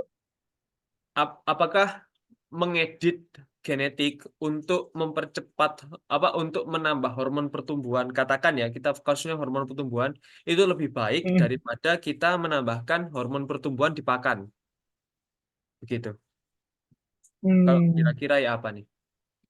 Aku pun juga ini aja apa nggak terlalu pasti, makanya kayaknya seru ini didiskusikan. Iya, yang pertama kalau masukin hormon ke pakan kayaknya agak sulit lah. Mas- Bukan ini ya, apa Hormon mesti itu kan, kayak pemicu hormon gitu loh, Vi. Apa mesti oh, hormon pertumbuhan kayak di pakan ayam gitu kan wajar ya. Bahkan ikan pun kan juga dikasih itu apa? Kasih tambahan ini hormon pertumbuhan kan untuk apa pemicu hormon pertumbuhan. ya, apa ya bilangnya?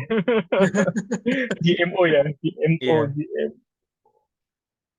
Ya, GMO ini sebenarnya walaupun kontroversial tapi sebenarnya selama ini sudah kita konsumsi sebenarnya kan pada dasarnya Ah, hampir rata-rata produk pertanian itu kan hasil GMO ya. betul betul. Nah, eh, tapi sebenarnya kenapa sih GMO ini apa namanya bilangnya kontroversial ya, gitu kan? Yang pertama yang jelas ini kan dianggap menyalahin aturan Tuhan ya. Menyalahi aturan Gitu ya, alam. Tuhan. Ya kan sebagian sebagian apa ya, sebagian orang-orang yang konservatif kan gitu ya, menganggap kalau GMO ini mendahului Tuhan kan gitu, memaksakan kehendak kita maunya gimana gitu kan untuk yang dihasilkan gitu kan, yang dilahirkan ya, cara buatan itu yang pertama kan, walaupun itu eh, kontroversial lah, sebagian bilang iya sebagian bilang enggak kan gitu. Nah yang kedua, GMO ini kan membuka batasan ya, membuka batasan eh, untuk menambahkan sifat unggul pada satu makhluk hidup kan gitu ya, membuka batasan dalam artian eh, misalkan nih kita pengen eh, gimana bilangnya ya?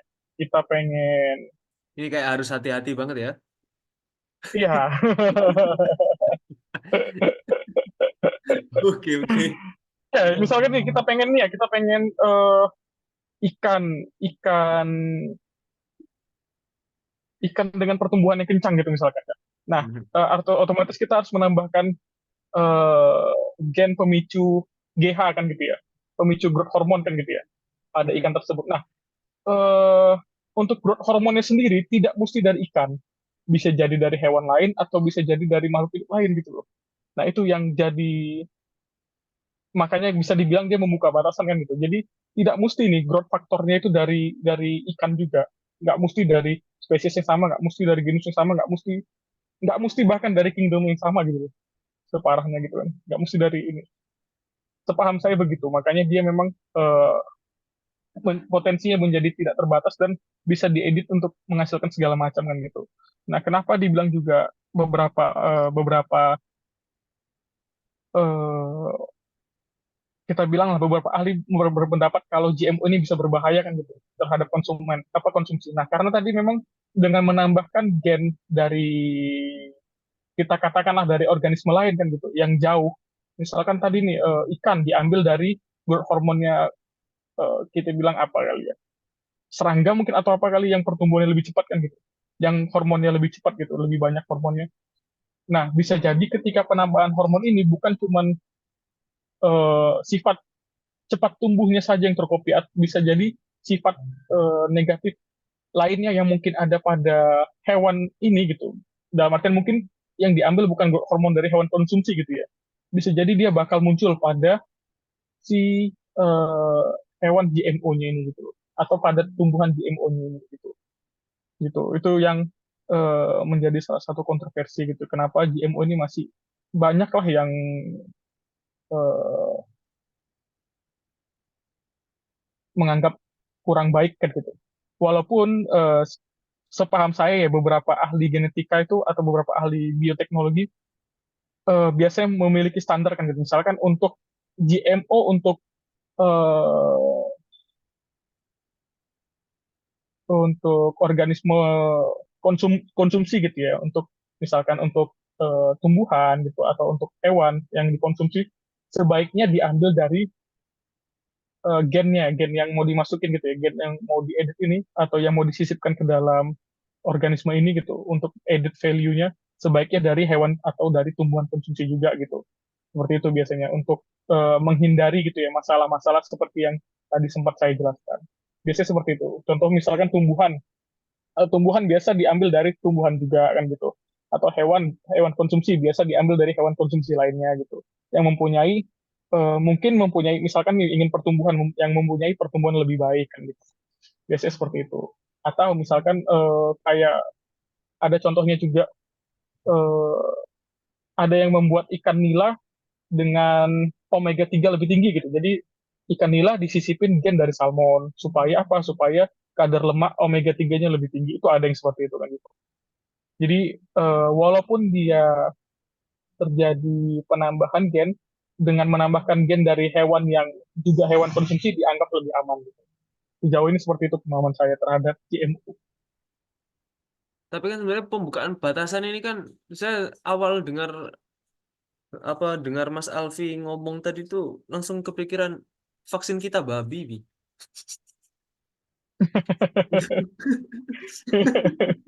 Apa mana yang Ya, lebih parah? Kita pakai gennya serangga ke ikan atau babi ke manusia?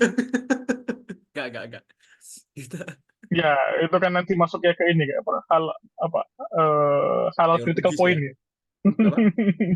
Biasanya ada kajiannya lagi kan halal critical point itu kan untuk Oh, untuk iya. untuk mengetahui kehalalannya. Ada Iya. beberapa titik yang mengatakan bahwa gen dari babi ini udah haram kan gitu. Jadi kalau ada kan yang seperti itu ya. Jadi Iya, iya, misalkan iya. nih, nah misalkan ya kalau ketika di apa namanya di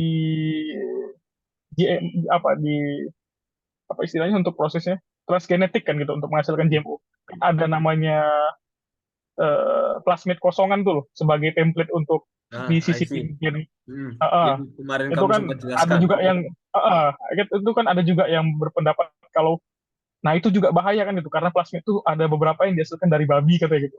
Walaupun nanti gen yang disisipkan itu bukan gen babi tapi plasmidnya ini ada yang bilang dari babi gitu. Tapi itu juga masih kontroversi. Makanya memang untuk GMO ini juga halal critical point-nya lebih lebih lebih harus waspada kan gitu. Ya. Karena masing-masing bahan tadi bisa jadi bukan dari bahan yang halal gitu kan. Oke. Cuman kembali ke tadi ya pertanyaanku, apakah lebih ini apa? Dalam artian kan ini kan memicu hormon pertumbuhan, Vi. Nah, ini kan ada isu di mana oh kalau semisal apa kita memakan apa hewan-hewan yang kemudian memang dia dipicu hormonnya, maka ketika kita konsumsi ini hormon kita akan juga terpicu. Seperti itu, seperti apa kasus kemudian dia menjabarkan banyak yang menjabarkan makanya sekarang itu banyak anak ini anak gadis gitu ya masih SD sudah menstruasi dan lain sebagainya kayak gitu itu. Itu ya apa Vi? Maksudnya apakah apa ya GMO ini itu bisa berefek ke sana kalau semisal dia memanipulasi hormon begitu dan apakah lebih baik daripada yang apa hormonnya itu di i- apa infuse ke tubuhnya dia atau kemudian di apa pemicu hormonnya ya diinfus ke tubuhnya dia di tubuh ini ya kultifannya maksudnya ya atau kemudian apa hormonnya ini dicampur dengan pakan gitu pemicu hormonnya Hmm. gitu Ya jadi kalau sepaham biar saya untuk konsumsi ya sampai sekarang kan sudah dilarang kan penggunaan hormon-hormon itu karena ada residunya kan untuk penggunaan hormon untuk organisme pemicu konsumsi gitu ya. ya oke. Terus sepaham saya sekarang sudah dilarang baik itu hormonnya kita bilang apa namanya hormon untuk perubahan seks itu apa Perubahan apa perubahan seks oh apa istilahnya eh, anu tah untuk buat monoseks gitu loh gitu-gitu apa istilahnya nah, itu kan juga dilarang kan gitu menggunakan hormon atau misalkan untuk hormon pertumbuhan itu kan juga dilarang karena dianggap residunya tetap ada dan itu bisa berpengaruh pada manusia kan gitu ya. Itu kan sudah dilarang kok. Kalau untuk GMO sendiri, nah ini hormon yang dihasilkan ini kita nggak tahu kan apakah hormonnya hanya dipakai untuk si pertumbuhannya aja atau tetap ada residunya itu yang kayaknya masih perlu eh, penelitian lebih lanjut lah. Tapi kalau untuk penambahan hormon pada hewan-hewan itu kan sudah dilarang sampai sekarang kan. Oh, hewan konsumsi utamanya ya. Kalau hewan hias mah Mm-mm. terserah gitu. Kan itu sudah dilarang baik itu hormon untuk apa, seks reversal ya, seks reversal atau Nah, ya, hormon untuk Christopher pertumbuhan, Sun. nah, itu kan sudah dilarang. Karena memang itu, kalau itu sudah terbukti kan, sudah terbukti. Terus ada pertanyaan dari siapa nih? Bukti dalam jangka Iya, panjang kalau konsumsi produk GMO ke tubuh manusia berarti ada kemungkinan efek samping kan Mas. Soalnya pernah dengar kayak orang ngomong jangan terlalu sering makan ayam X, ayamnya hasil suntikan. anjir ayamnya Elon Musk nih, ayam X. Ayam hasil suntikan. Ini sebenarnya bukti ini ya, Ini apa kayaknya kayaknya gara-gara agak antibiotik ya. Gara-gara apa? antibiotik tadi kayaknya. Ini lebih ke gara-gara antibiotik ini sebenarnya. Ayam hasil suntikan itu kan. Kayaknya Ini, bukti ya ini kan kalau apa? di ayam, Hah? Ya apa, Vi? kan memang lumrah kan. Kalau di hewan-hewan ternak ya, kan lumrah atau penggunaan apa namanya? eh Ya growth apa hormon itu, namanya? Antibiotik ya. Kalau growth antibiotik. hormon nih makanya masih kalau antibiotik itu kan ya, ya benar juga kalau memang suntikan yang growth hormon ya sebaiknya dihindari gitu. Dan kalau Tapi suntikannya antibiotik juga sebaiknya dihindari ya. tapi kayaknya bukti ini dia agak ini apa? Agak ke mix karena ini sebenarnya dia kayaknya yang dimaksud GMO itu bukan suntikan ke ayamnya langsung deh, Bab. Ini perubahan genetiknya yang dimodifikasi, bukan kemudian ini. Kecuali yang disuntikkan itu mungkin mutagen atau apa, tapi mutagen itu terlalu random biasanya. Setangkepku ya. Tapi kurang tahu ya apakah ada mutagennya dia spesifik atau ya apa. Tapi kalau suntikan ini memang ya itu tadi yang kata Alfi. Apakah itu antibiotik, apakah itu kemudian suntikan hormon tadi dan lain sebagainya itu beda lagi. Ha, ha, ha. Itu. Nah, sebenarnya ini sih Vi, apa aku juga mungkin yang lainnya kalau mau diskusi monggo. Dan apa kalau mau tanya langsung dari kolom chat ya. Ini sebenarnya ada dampak yang yang kemudian tidak menguntungkan sebenarnya dari pemuliaan ini adalah sebenarnya ada menguntungkan ada tidak. Ini sebenarnya dilematis gitu. Ini mungkin untuk bahan diskusi juga begitu ya. Sebenarnya apa yang menguntungkan dari adanya pemuliaan? Pemuliaan ini kan dia lebih mengarah pada profitnya manusia seperti itu. Nah, profit untuk manusia ini artinya manusia ini akan membutuhkan hasil dari pemuliaan ini tadi.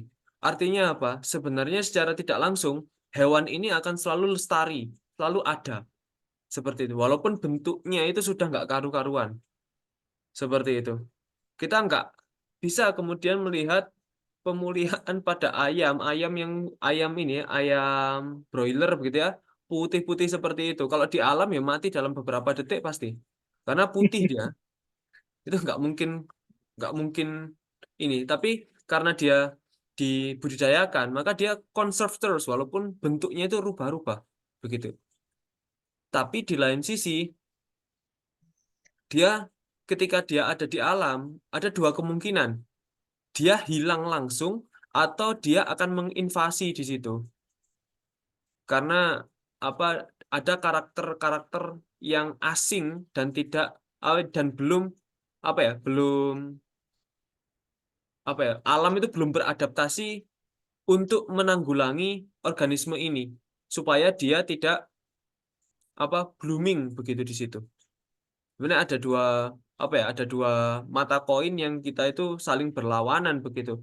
Yang satu ini kalau kalau dimuliakan dia conserve, tapi yang satunya kalau dia lepas ke alam, dia itu sebenarnya tidak apa sudah kemudian dapat merusak. Makanya jangan heran ketika kita lihat ada hewan-hewan yang dilindungi begitu, padahal dia sudah banyak dibudidayakan seperti itu. Katakan saya nggak tahu ya, katakan kita ngomong tentang kayaknya Balasak. serigala itu dilindungi gitu.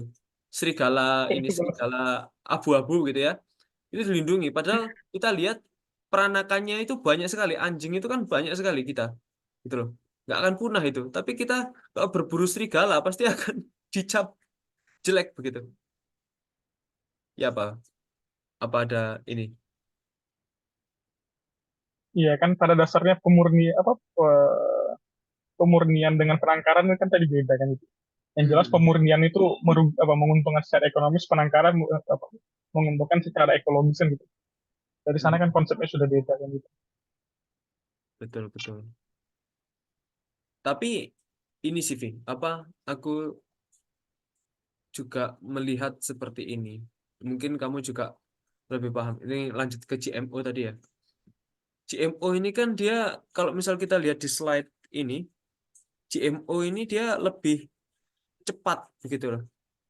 Nah, sebenarnya kalau ini apa kalau seleksi buatan ini kan dia keunggulannya cepat, tapi dia apa ya? Tapi dia karakternya itu tidak menguntungkan bagi spesies tersebut begitu. Nah, beda dengan seleksi alam. Seleksi alam itu dia lamban tapi dia baik untuk si ini apa si spesies tersebut begitu. Nah, kalau di GMO sendiri ini kalau dibandingkan dengan seleksi buatan, menurutmu apakah ada ini apa dalam artian ini kan lebih singkat lagi kan? Tapi kira-kira apakah ada efek yang dia itu ini apa efek yang kemudian menjadi nilai dan menjadi kekurangan dia kalau dibandingkan dengan seleksi buatan tuh? Apakah kemudian tidak ada atau sama gitu maksudnya?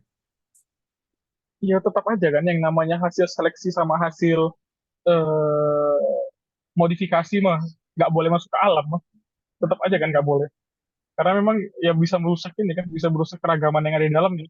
Contohnya nih, misalkan nih ada GMO nih, GMO yang paling simpel lah biasanya kan GMO itu paling awal kan untuk eh, memasukkan gen-gen yang warna-warni itu loh. Biasanya kan paling awal kan gitu. Nah, Tahap paling awal fluorescent ya? sebelum dimasukkan gen-gen berbagai macam fluorescent gitu. Lu bayangkan coba ada ikan di alam warna warnanya terang benderang gitu. Blowfish. Ada pecahnya. Ada lu misalkan ketemu nih, misalkan lah ya apa namanya? Ikan wader gitu ketemu di parit terang-terang gitu. Ya apa coba? Ada nah terang-terang ini kan bukan berasal dari hewan kan? Itu berasal dari Nah, bakteri gitu kan. Gen betul. untuk menghasilkan fluorescent itu. Bayangkan coba ada ikan bawa gen dari bakteri ya di alam. Itu ya apa coba? Dan itu bisa diturunkan loh masalahnya kan. Gennya bisa Betul, turun loh. betul, betul. Itu lebih berbahaya lagi kan kalau GMO ini. Kalau selective breeding oke lah kan, ya walaupun nanti turun kan, ya masih seputaran ikan-ikan itu kan. Walaupun secara ini pasti merusak ini kan, merusak keseimbangan alam kan. Tapi setidaknya dia tidak bawa gen aneh-aneh banget kan gitu loh. Ya, makanya tadi kan dibilang minusnya GMO itu nggak ada barrier udah. Lu bisa masukin gen apa aja gitu. Misalkan nih, kayak dalam menghasilkan hormon insulin kan, kita masukin gen penghasil hormon insulin manusia nih ke bakteri supaya bakterinya ngasilin insulin yang bisa diambil untuk diekstraksi supaya bisa dipakai manusia. Artinya kan tidak ada batasan lagi toh, tidak ada batasan kingdom bahkan kan batasan Iya. itu ya. Sudah jauh banget Bukan kan itu. kingdom itu, Dari domain, domain. domain lagi kan, dari Very. prokariot ke eukariot kan gitu ya. Itu sudah Betul, seperti betul. itu kan gitu. GMO itu tidak ada batasan ya, makanya sebenarnya lebih berbahaya kan kalau eh, hasilnya itu dilepas liarkan ke alam. Tapi kan ini, Vi, asumsinya kan mitokondria yang kita punya kan dari bakteri. Kan artinya kita sudah bercampur dari lama tuh dengan bakteri. Ya Ya itu. apa tuh? Pokoknya intinya itu lah. Kalau GMO ini jangan sampai lepas lah. Aneh nanti sih. Bayangkan ada ikan warna-warni ini. Bayangkan ada ikan nila seukuran semeter. Misalkan nih ya dimasukin gen apa? Oh, kita bilang liar lah gitu ya. Terus kita masukin gennya ikan Tarjeon tuna gitu. ke dalam ikan tuna ke dalam ikan nila gitu. Tiba-tiba Aduh. ada nanti di sungai ikan ikan nila sebesar tuna, Jangan ngomong gitu, Vi. ikan nila 2 Aku meter. kemarin tuh, aku kemarin dikirimi video sama Rengga. Ini apa? Dia itu loh, apa yang biasa kita gibah tuh loh. Orang yang sok-sokan dia gabungkan genetik tuh loh. Orang TikTok tuh loh. Oh, Anjir. Kecoa oh, sama ini, kecoa sama lobster jadi isopod cur bangke. Percaya orang-orang itu yang nggak tahu. Apa ini? Ya itu, karena itu kan GMO itu udah membuka batasan, makanya lebih berbahaya lagi lah dia. Hasil seleksi aja sudah berbahaya, apalagi GMO ini kan Tapi sebenarnya untuk saya ke pernah, alam ya. nah, untuk seleksi buatan maupun GMO ini sebenarnya saya kan gini, Vi, aku tuh pernah tanya ke dosenku. Ini agak menarik ini bahasanya. Kalau kamu tadi kan berpendapat dia nggak boleh lepas di alam begitu. Nah, aku saat itu bertanya kayak gini. Jadi kalau semisal ya GMO atau kemudian ini intinya ya GMO atau apa hasil seleksi buatan dengan karakter-karakter unggul itu kita lepaskan ke alamnya spesies yang apa yang asli gitu, wild type-nya ini dia sudah terlalu kecil lah. Dia butuh asupan asupan baru gitu ya. Nah, itu kalau kita lepaskan ke situ bagaimana? Walaupun kemudian kemungkinannya kalau semisal ini apa hasil hasil pemuliaan ini atau GMO-nya ini itu akan menggerus wild type-nya seperti itu. Nah, tapi kita ada asumsi itu kan, dia akan menggerus wild type-nya malah makin hilang ini, gitu loh. Tapi kalau semisal wild type-nya memang sudah hilang, terus kita gantikan dengan itu apa, dengan hasil pemulihan atau GMO-nya itu di situ untuk meneruskan rule-nya. Kalau menurutmu ya apa? Simulasi Tuhan lah. Nah Menghadirkan yang ini, sudah tiada. nah itu, karena untuk keseimbangan alam, walaupun tetap ini dia, tetap kemungkinannya dia Ya, apa ya, tetap iya, menginvasi ya, namanya tetap ya. sudah hasil seleksi sudah. Misalkan nih di alam sudah kosong ya, terus kita Nah, masukin ke alam hasil seleksinya, pasti tetap ada kemungkinan suatu saat dia bakal menghilang kan gitu, gara-gara dia sudah tidak memiliki keberagaman lagi kan gitu. oh iya iya betul betul. Sebenarnya yang teman-teman tadi ini ya apa salah satu efek domestikasi atau pemuliaan apa sebenarnya lebih ke pemuliaan ya, domestikasinya biasanya dia setelah domestik ini masih beragam gennya, tapi kalau sudah dimuliakan ini biasanya diseragamkan supaya ini kan jadi variasi genetiknya rendah kalau di ini apa kalau di budidaya. Mungkin teman-teman ada yang belum tahu. Nah, ya Vi, terus Ya begitu. betul betul. Cuma memang kalau ini ya, saya kan tanya ke genetika populasi yang mungkin dosen saya ini profesor ini itu dia fokusnya itu di genetika populasi tapi di tumbuhan memang gitu. Nah, ketika saya tanya apakah hasil-hasil budidaya seperti itu, karena kan kita kan berhadapan dengan itu tadi. Kalau nggak dimanfaatkan dia punah, tapi kalau dimanfaatkan dia berubah kan gitu loh. Nah, Hmm, dilema ya jadi. ya betul. Perlu Nah, kajian ini tuh, itu bukan perlu kajian ini, bukan perlu kajian sains, perlu kajian etik. betul. Etik juga. Ya. Cuma dia akhirnya bilang gini, itu sangat sulit sekali untuk dilakukan. Ketika kita akan melepaskan ini tadi, apa hasil budidaya ini tadi, hasil pemuliaan ini tadi. Tapi kalaupun dilakukan, maka tidak boleh ditinggalkan. Bener-bener kayak Tuhan, bro. Hmm, Jadi kita harus bener-bener kontrol supaya dalam ciptakan dan kita rawatnya tidak nih, ciptaanmu gitu ya. betul. Jadi kita benar-benar harus kontrol sampai alam itu menyesuaikan diri Menerima dengan dia. GMO ini tadi. Yaitu pekerjaan Tuhan, bro. Kacau juga. Kecuali kita Iya kan benar apa kan pemerintah simulasinya kita Tuhan ya. fokus itu mah bisa harusnya. Ya apa, Vi? Wih, langsung ini bro, mute bro. Gak tahu ini mute kenapa nih? Apa kepencet Halo, apa? halo. Yo, halo, Oh, kepencet ya. ah. Ini kan contohnya juga yang kontroversial tuh kemarin nih, apa? Yang menyebarkan, tahu nggak sih, menyebarkan nyamuk nyamuk hasil modifikasi itu kan ke alam itu kan juga plus minus tuh, ada yang pro ada yang kontra ya. Untuk ini ya, untuk bunuh nyamuk lainnya ya. Untuk menghilangkan Ah, untuk menghilangkan resiko malaria apa Aedes apa ini apa DBD ya? I see. Itu itu kan juga kontroversi kan, walaupun secara kita bilang lah secara keuntungan manusia yang menguntungkan, tapi secara ekologis kan kajiannya masih ini masih diperdebatkan itu. Betul, betul. Apakah nyamuk ini walaupun dia sudah tidak apa tidak sudah kita bilang ya resisten atau tidak akan membawa penyakit itu, apakah secara ekologis dia tetap memiliki peran yang sama gitu ya. Mhm. Nah ini juga perlu dipertanyakan gitu. Walaupun sebenarnya mungkin ini aneh ya, apa kita mungkin habis ini kita akhiri karena sudah jam 10 ternyata ya. Tapi kita teruskan sedikit.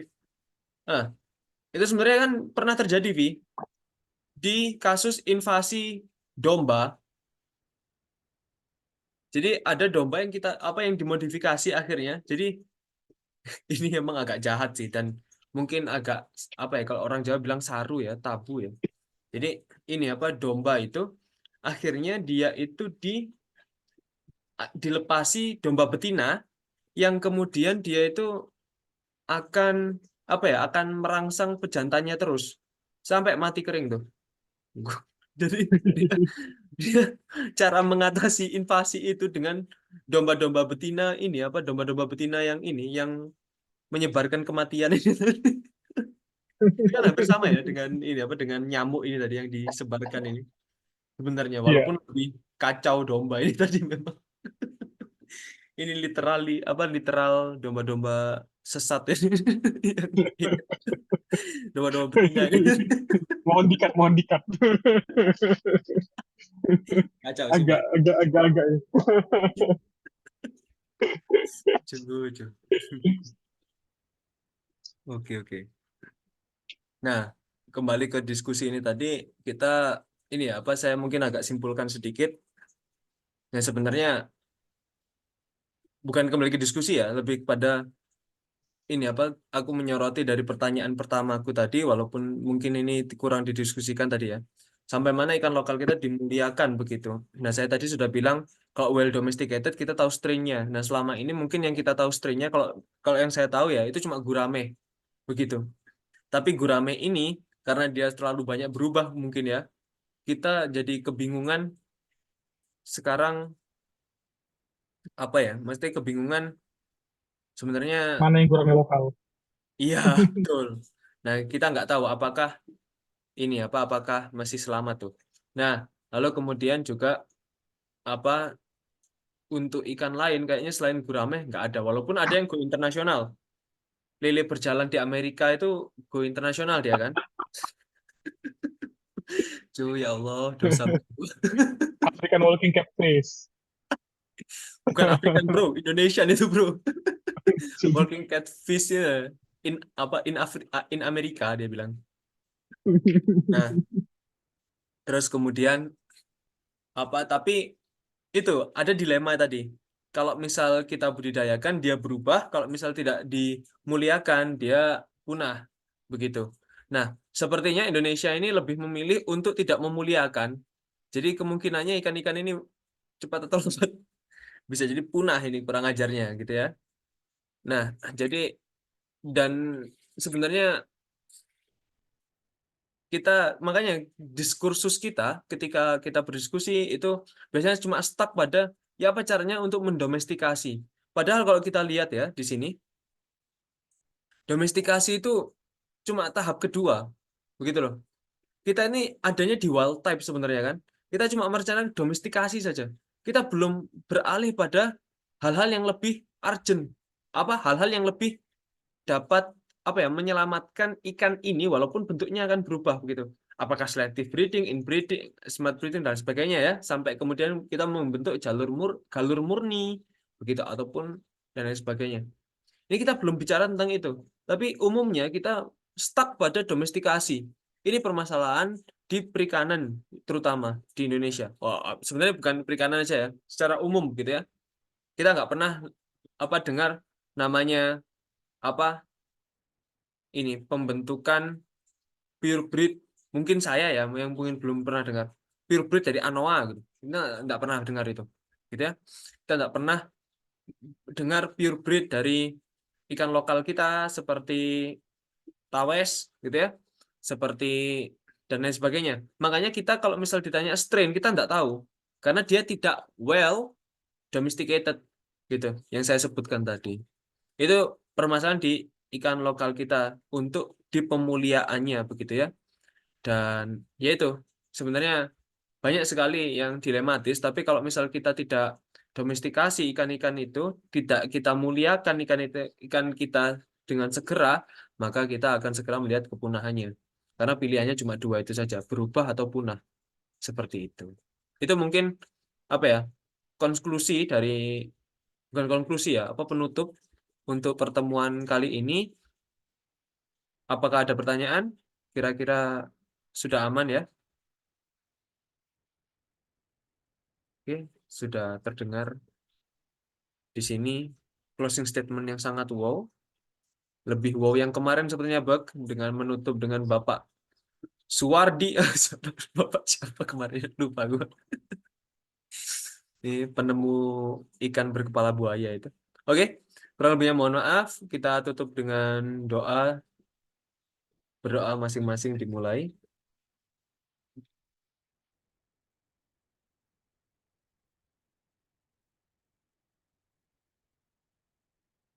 Oke, berdoa bisa dijeda dan lanjutkan nanti. Kurang lebihnya mohon maaf. Wassalamualaikum warahmatullahi wabarakatuh. Saya stop recordingnya dulu.